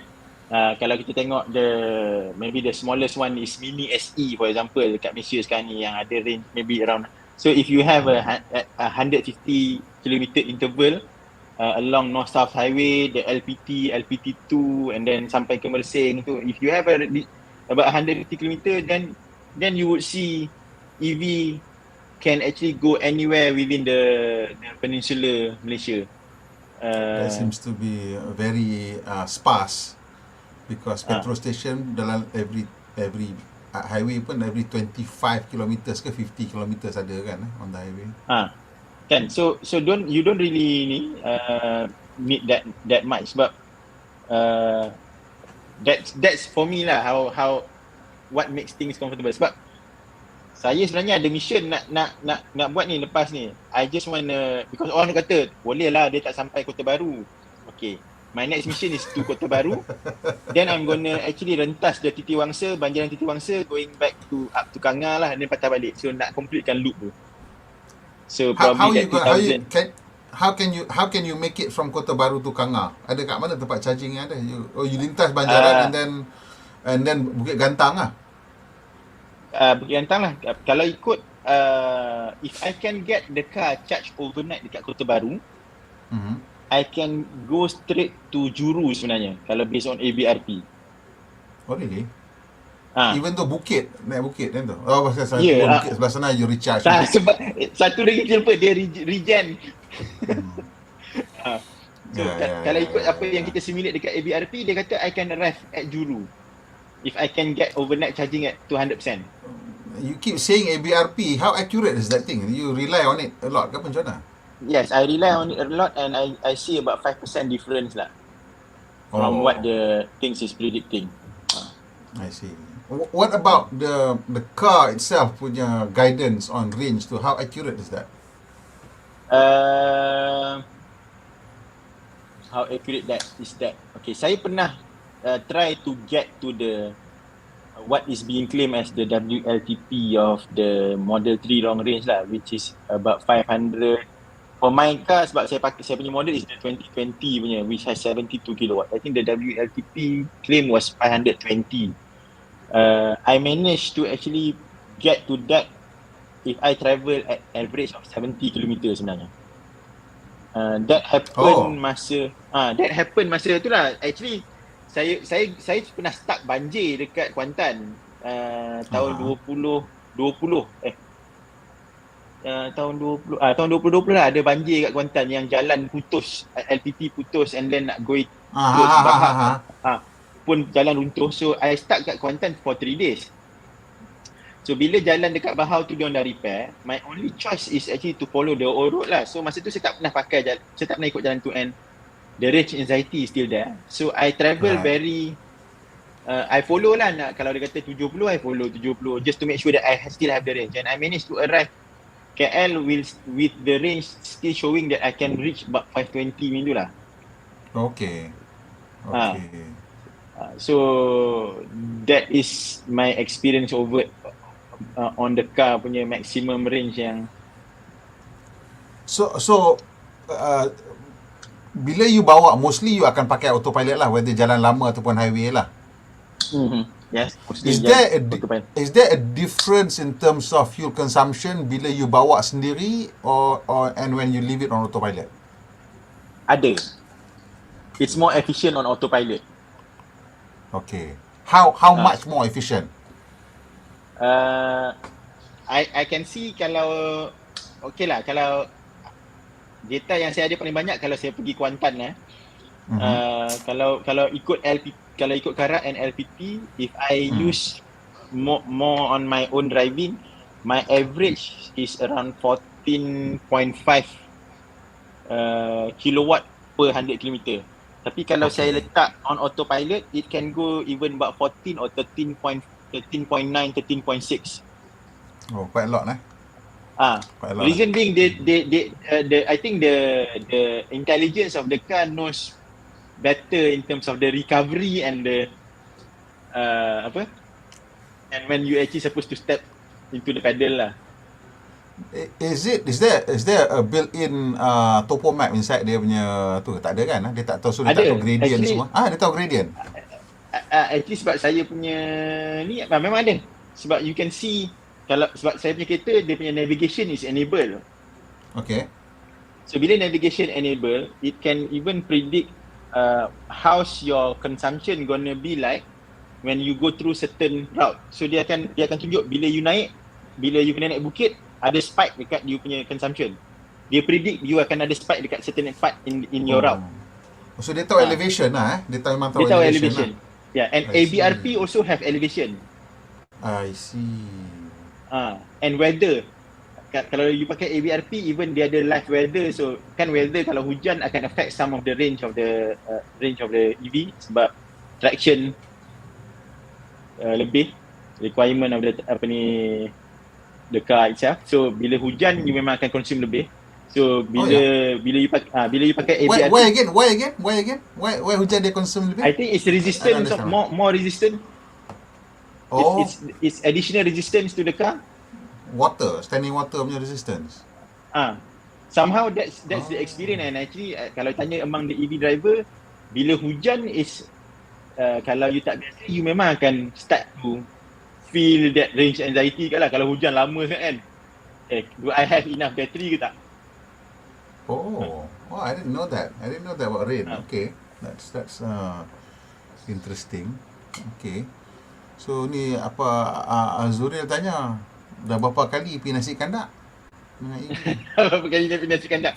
Adalah kita pergi nasi kandak, nasi kandak tour 2.0 dengan 3.0 kita bawa kita punya ni lah. Sampai Bukit Mentajam tu semua memang dengan EV lah. Yang itu kena charge dekat juru lah. Pergi Penang kena charge dekat juru lah. Actually masa I pergi for the nasi kandak trip, dekat juru tak ada charger lagi. Tapi kita charge dekat hotel. We are lucky that there's a few hotel dekat Penang yang ada destination charger. Okay. Destination charger ni maksud dia apa? Cuba cerita sikit kat kawan-kawan kita yang tak pernah tahu pada destination charger. Dia sama macam wall box dekat rumah lah. I see. Low speed charger lah. Low speed charger, maximum of 22 kilowatt, or sometimes ada setengah hotel they understood macam masa kita pergi, I think Zuril lah ada sekali masa ikut tu, dia charge dekat Royal Chulan Penang masa tu. Royal Chulan Penang bagi access to a 3-pin plug. I see. Tapi dedicated 3-pin plug lah, bukan pakai extension apa. Okay. So, apa nama tu, yang kita nampak banyak dekat shopping complex tu, yang itu semua low speed charger lah kan? Low speed charger, or we normally call it them as the destination charger lah. Destination charger lah. So, for your car, katalah you pergi tengok wayang 2 jam, pergi masuk shopping complex, you cucuk tu, typically how many kilometers you akan dapat? Ataupun how many percent, how many kilowatt charge dia dapat? Kalau tu sekejap 77, kalau 2 jam I akan dapat dalam 150 km. That's not bad. Ha. And kalau yang itu semua dia macam mana bayaran dia tu? Tengok tempat, Betul. Ada tempat yang kalau saya ambil dekat paling senang KLCC lah. KLCC actually I think the most charger at one place, which is about 20 chargers at this point in time. And semua charger tu rated at 22 kilowatt. Tapi macam Tesla boleh tarik 11 je. The way they charge is they call it premium parking. You pay additional RM10 on top of your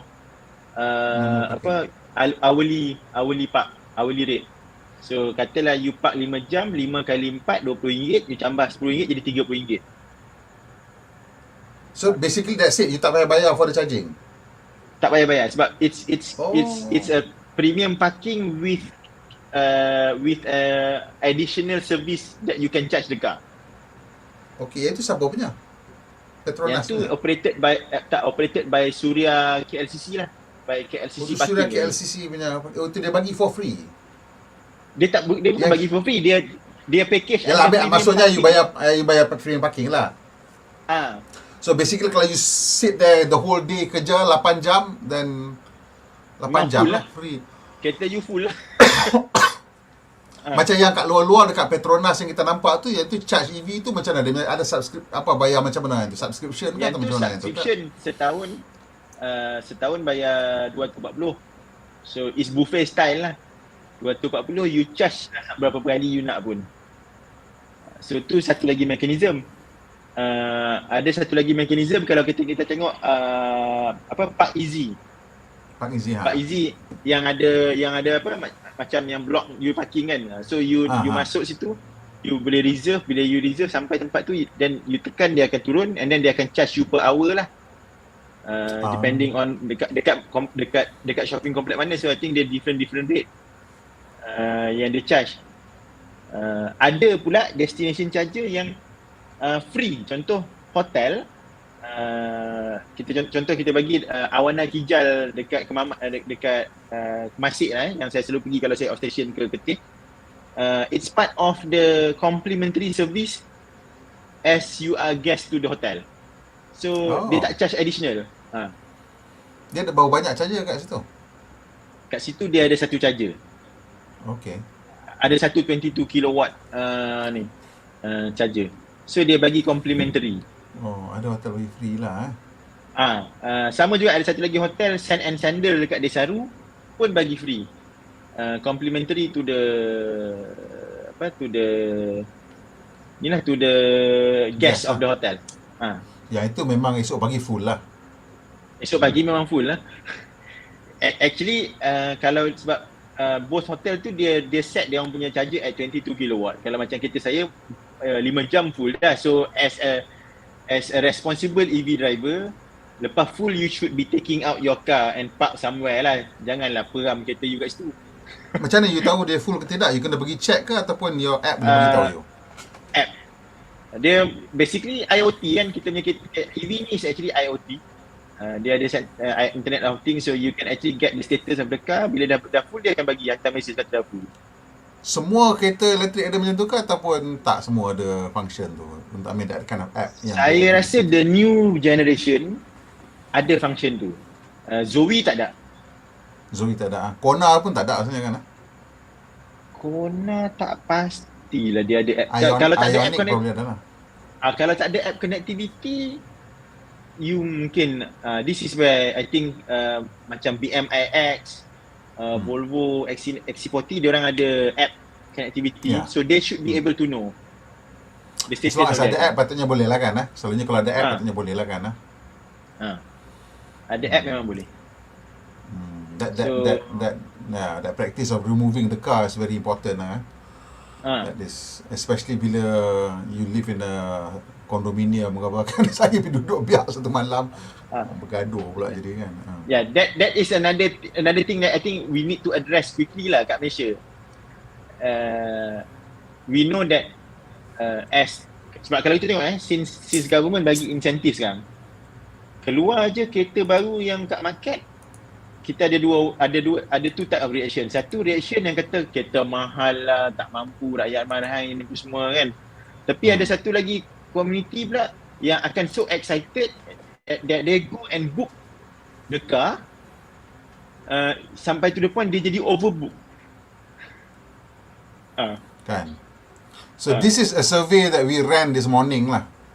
So it's quite limited. We have maybe like, I don't know, 800 votes Okay. on this one.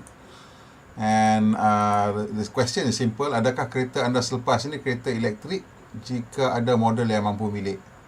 64% says yes. And this is our viewer lah. And kebanyakan our viewer ni dia punya budget tu is 150,000 or less lah. Most of our viewers budget kereta dia orang is 150 or less lah. And the level of yes 64 ni sebenarnya dah naik dah. Sebab dulu masa kita buat mula-mula, this is maybe around 40 plus. Okay. Bila dicampur dengan maybe, then you get about 60 something. But now if you get this plus maybe, dah 81% dah. Ya. Kan? So between this and, you know, some people still feeling that you know, kita ni we are consumer nation lah. We don't have any of our own technology. Even ICE pun kita rely on, you know, other people for engines and all that. Even Proton pun while they have their own engine, the actual design work was done by either Lotus or sebelum ni Ricardo, tapi tak sebab jadinya. So a lot of people, they ada sympathy towards the local car companies lah, pasal dia kata habis lah Proton dengan Pro 2 ni kan. What would you say to this, you know? Because to me personally, I feel that people should get upset that the government is not pushing for EV because like you say lah, you manage to save 60% of your fuel bill. Right? And that alone should be reason enough for us to be upset that they were not getting EV. And but how do you then try to, what do you think? All these local car companies boleh cope ke dengan benda macam ni? Infrastructure tak ada. Itulah. Dia sebenarnya kita dalam situation yang kalau kita tengok daripada segi keinginan, I think the response shows that slowly things are shifting towards people wanting, orang nak beralih kepada EV atas macam-macam sebab lah. Ada yang sebab kerana teknologi, ada sebab rasa seronok, ada sebab dia memang nak bantu alam sekitar. So macam-macam sebab. And then in responding to that, I think kalau kita tengok tadi bila Bro Samsul kata the range of affordability maybe 150 and below. Currently yang ada yang meet that threshold is cuma Hyundai Kona Light lah, which is 148 kan, harga dia 148. 150 lah. It's 150 lah kerja. 150. Even so, it will not. So the question is, kalau kita nak bring it down further, what is it that yang diperlukan daripada segi insentif yang boleh diberi oleh kerajaan lah, sebab kerajaan bagi insentif kata tax free and then dia bagi tahu CKD. So macam mana these two manufacturer ni nak respond towards meeting the requirement untuk bring it below 100k lah sebenarnya. Saya rasa if we can bring it to below 100k, there's another there's another point where you need to compromise on certain thing, and normally the one that we compromise is on the range of the car itself. Because I think kalau you tengok the cost structure of an EV, one of the highest cost is the battery itself. So kalau kita nak bring it down further than 100k, you might have a situation whereby you have a car that maybe dalam range yang limited to 200 or 300.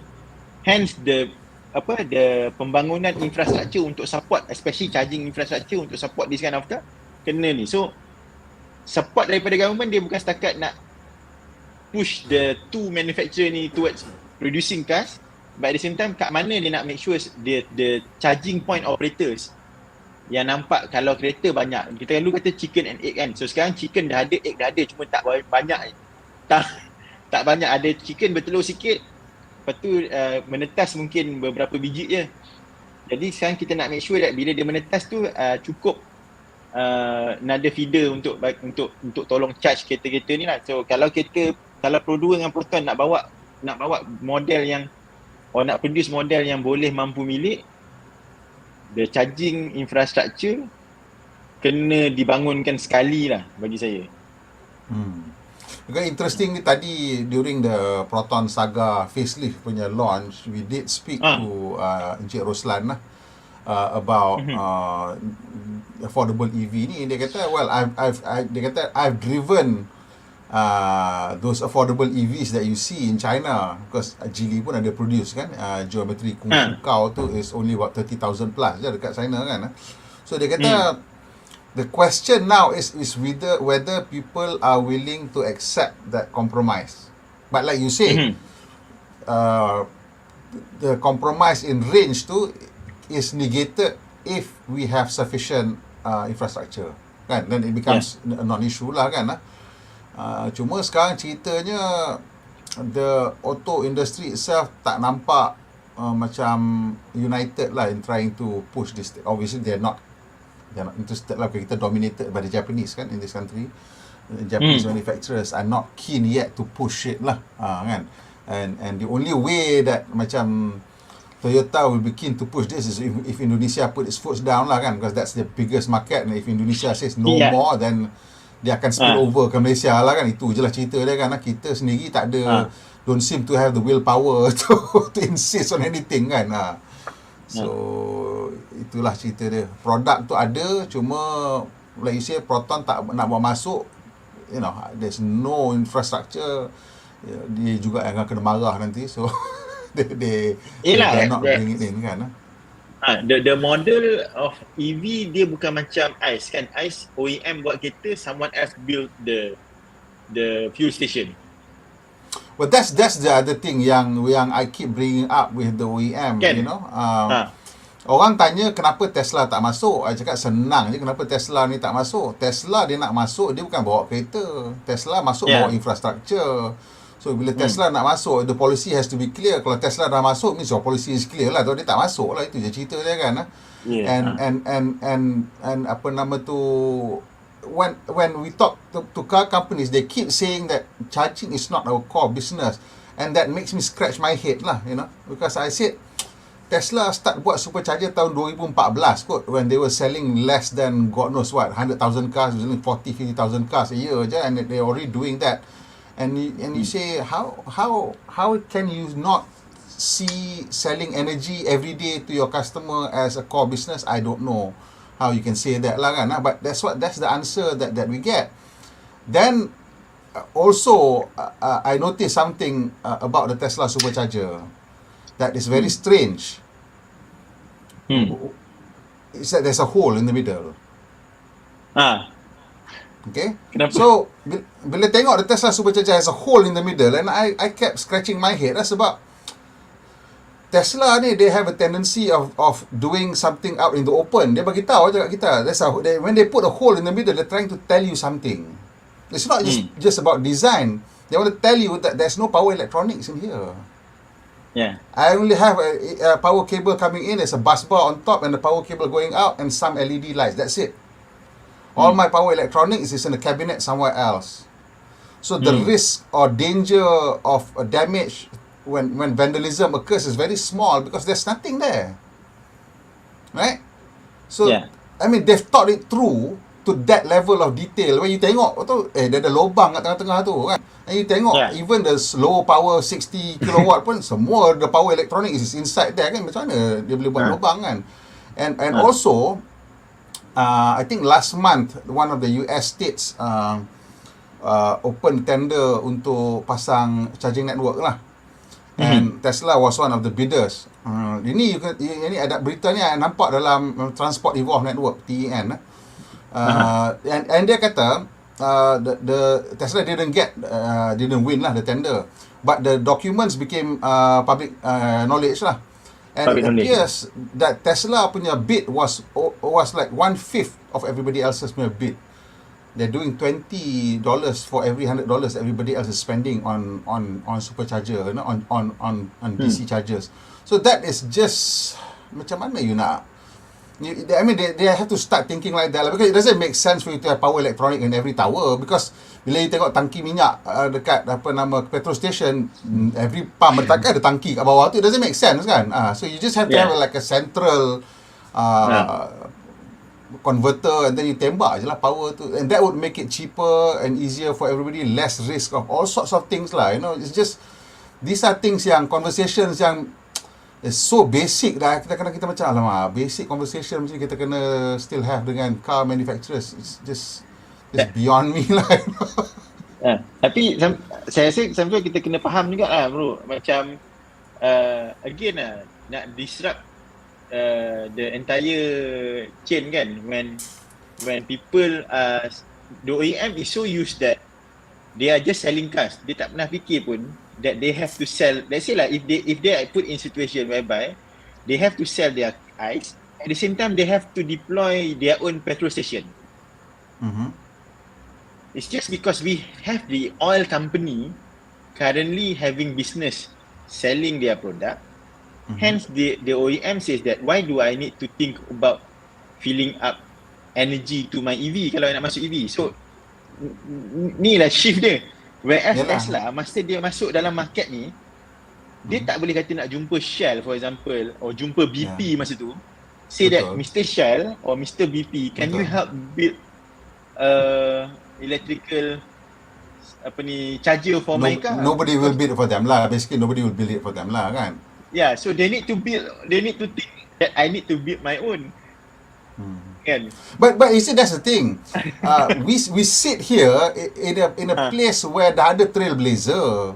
I mean, they have already shown you that it is profitable. You know, kalau car company tak nampak the energy is far more profitable than their car, then I think they should all go back to do their MBA again lah, kot kan? Because there's no car company that's more valuable than an oil company or an energy company. So at the end of the day, saying that that's not your core business just simply doesn't make sense, because energy is far more profitable than selling cars. Itu je kan.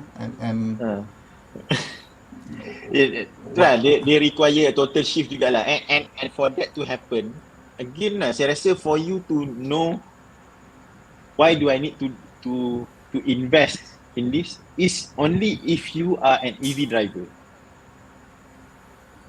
I mean, basically they don't believe that EV is the future yet lah, these car companies kan. That's what it is lah kan.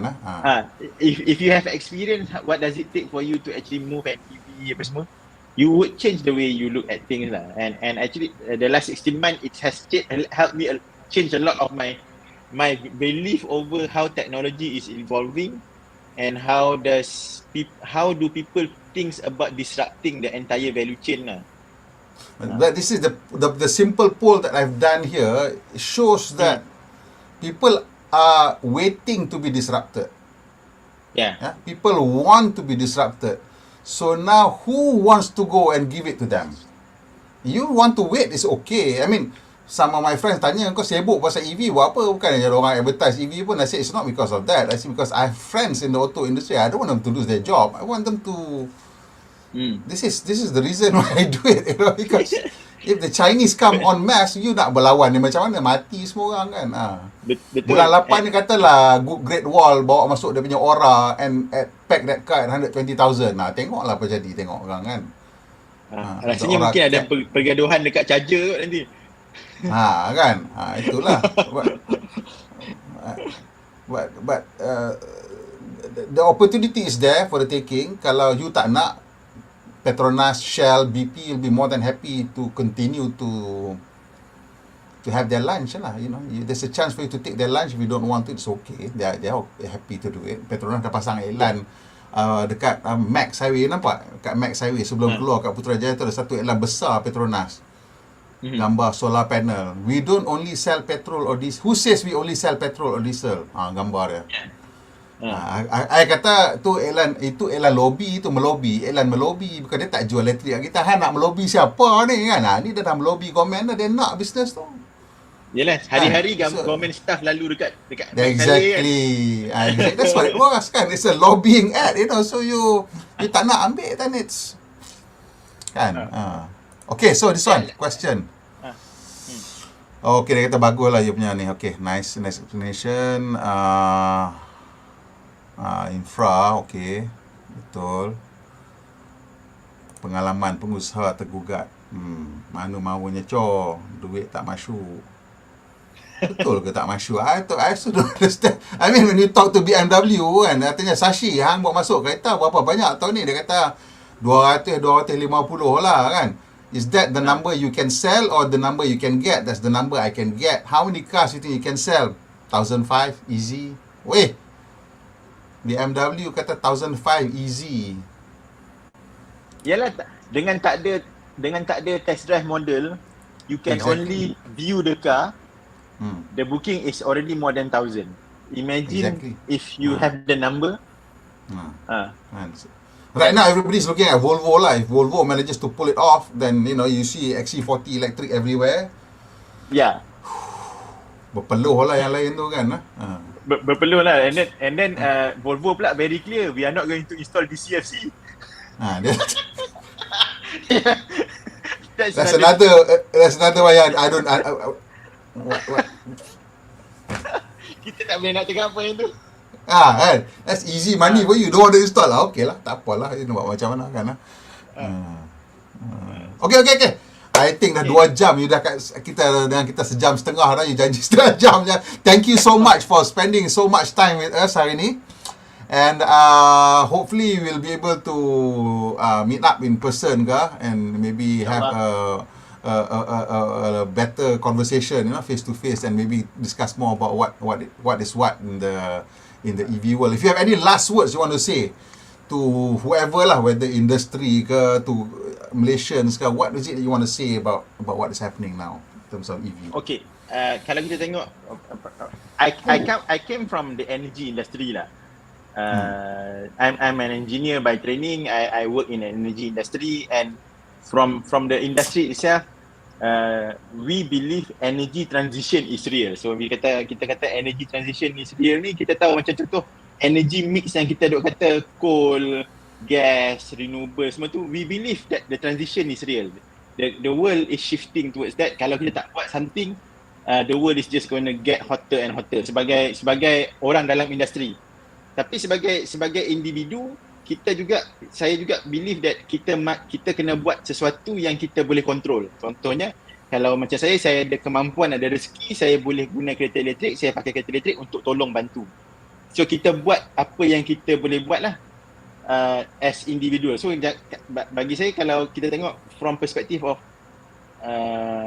the way people are responding towards EV, the number of response every time kita keluar artikel pasal EV, especially from local scene, kita nampak banyak komen daripada para netizen, dan kita kata negative komen banyak lah. Sebenarnya negative komen tu sebenarnya menunjukkan sebenarnya orang ada minat, and that's the reason why bila you share you punya survey hari ni, menunjukkan orang dah makin minat kepada ni. Dan because of tax incentive period yang ada sekarang ni, so saya mungkin nak cakap lah kepada kawan-kawan yang or the viewers of FTV malam ni sama-sama dengar kita ni, if you are currently, katalah you punya kereta dah umur maybe 5 tahun and you are thinking about changing cars, maknanya memang dah sampai masa you kata kereta aku ni rasa macam dah patut nak tukar, and then you are at that juncture, and then you boleh consider, let's say you ada kemampuan untuk tengok the low, even at corner yang 150,000 tu, my advice to you, before you even buy, actually sekarang dah ada opportunity untuk you rent corner from hers. Go and experience. Macam saya dulu, saya try experience Zoe dengan beli kereta second hand. Saya beli kereta tu 50,000. So saya experience dulu macam mana, dan lepas saya experience, saya kata memang saya rasa saya patut tukar. Kan? So you still have that period where you can take opportunity if you are already considering about changing. Maknanya rasa nak tukar, you patut ambil opportunity ni, sebab this current period of tax incentive is there actually untuk help with the development of kita punya two of our national manufacturer. Mungkin dia nampak orang makin banyak, dan nombor dua, nak help with the building of the infrastructure, and finally untuk help diri kita sendirilah. Macam saya kata tadi, saya boleh kurangkan CO2 by 30% compared to orang lain. Saya dah rasa okay, saya dah buat sesuatu untuk tolong kita punya alam sekitar. So that is my message lah. From industry, we believe in energy transition. Satu masa kita akan sampai yang mana debate about coal lebih banyak kat Malaysia akan slowly roll down. So masa tu kita akan cakap, why not, since dah makin turun, EV is the way to go. Electrification, electrification is the way to go lah. Betul. And ultimately I believe that owning an EV, okay lah, maybe macam you ada a very strong sense of responsibility towards the environment or whatever it is, but most people, I think, will just buy an EV because it is just a better option compared to an ICE car. You know? In so many ways, after saya after saya experience, saya said yes, it's a better option in so many ways. If we can get it affordable to the masses, insyaAllah you would see the rate take up. Tapi kita percaya juga, kalau ikut mana-mana survey pun kata the most it will go is at 35% throughout the world. Kalau kita tengok based on studies done by independent, contoh McKinsey punya study, by 2030, 35% of the world punya transportation, global transportation akan bertukar kepada electric vehicle. Because they're looking at total global fleet lah. Yeah, or total are they global looking fleet. at total global fleet, betul lah, but annual sales, I think the number could be different lah. Yes, the number could be different. So in a way, kalau kita kata macam takut orang tak ada kerja lah, company jual minyak nanti tak ada benda nak jual, sebenarnya kita bukan tukar semua pun. There will still be an alternative, and kita kata energy transition tu is real. Kalau orang from industry kata energy transition tu is real, kita kena buat sesuatu in order for us to actually continue to survive. Either you are from the industry or even you are from the end consumer itself. So, just before we go, I nak tunjuk video ni lah, you nak tengok nanti.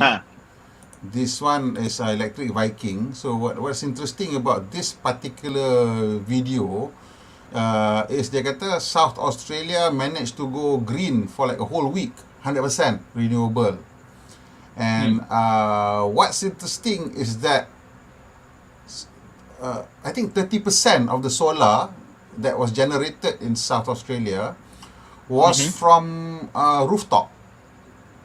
That means houses, which indicates that even the electrical generation industry has to change. TNB dah tak boleh behave like a monopoly lagi dah. I think in the future, kalau TNB sanggup nak tanggung all the investment, then okay lah, dia boleh continue to become a monopoly lah.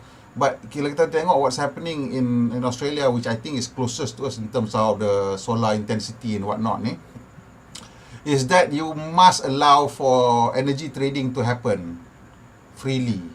And TNB should become a platform rather than a reseller of energy. It has to be a platform, and then it doesn't have to carry all the worries of investment for generating, because untuk solar is 5 times. You kena ada, if the country needs 20 gigawatt, you need to have 100 gigawatt worth of solar just to, in case it is that and the other, and same amount for battery. And clearly dekat Australia, the investment is done by house owners, 30% of it, so sanggup ke you nak terus menerus menanggung investment tu, or you just let it go and just make money on trading, just become an exchange, energy exchange kan, and that will make it more streamlined and more efficient. I think the view yang bawa ni, kalau cakap dengan some of my friend yang kerja let's say dengan TNB pun, I think it's not just TNB alone lah. There require to be a concerted effort among the industry player, or even with the regulator. For example, Suruhanjaya Tenaga kan, yang the one regulate kan. So that needs to change, and from even our kementerian, kita the way we look at the way Malaysia is so fragmented. Nak go for this, you got Kementerian Alam Sekitar, you got ET, you got macam-macam lah, mesti. So banyak gila kan. So all this kena somehow kena ada orang yang coordinate lah ni. And that coordinator tu rasanya somehow I don't know, somewhere something similar to what we used to have. Kalau saya sebut, mungkin orang kata I will just have to say something like similar to what pemandu before, that really put what is it that needs to be done. Sekarang tu tak ada dekat negara kita, tak ada benda tu. I think you're right. There is a need for a one-stop center lah untuk benda ni. Somebody yang boleh have a big picture punya view kan. Ini this little poster, little picture window ni susah masalah lah kita kan. Kutu ni nampak rumput, dia kata rumput cantik. Kutu ni nampak pokok, dia kata pokok cantik. Letih aku kan. Padahal benda tu hutan kan sebenarnya. Okay. Enough ni 2 jam 9 minit. Thank you very much, sir. And for everybody yang datang ni, saya ucapkan terima kasih, and please tekan butang like and share with your friends. Ramai yang tanya tentang pengalaman balik kampung ni, real ke tak real kereta EV ni. Of course Farhan punya pengalaman is very different sebab kereta tak banyak lagi, and therefore ada 6 charger pun kira still boleh okey lah kan. Kalau 1000 ke 6 charger still okey, sebab kebanyakan masa charge di rumah. Dan charging di rumah pun is still a 60% saving in terms of you punya energy bill, despite being on the highest band of TNB. And dekat kampung pun tak ada masalah, you just bawa balik portable charger, you kata?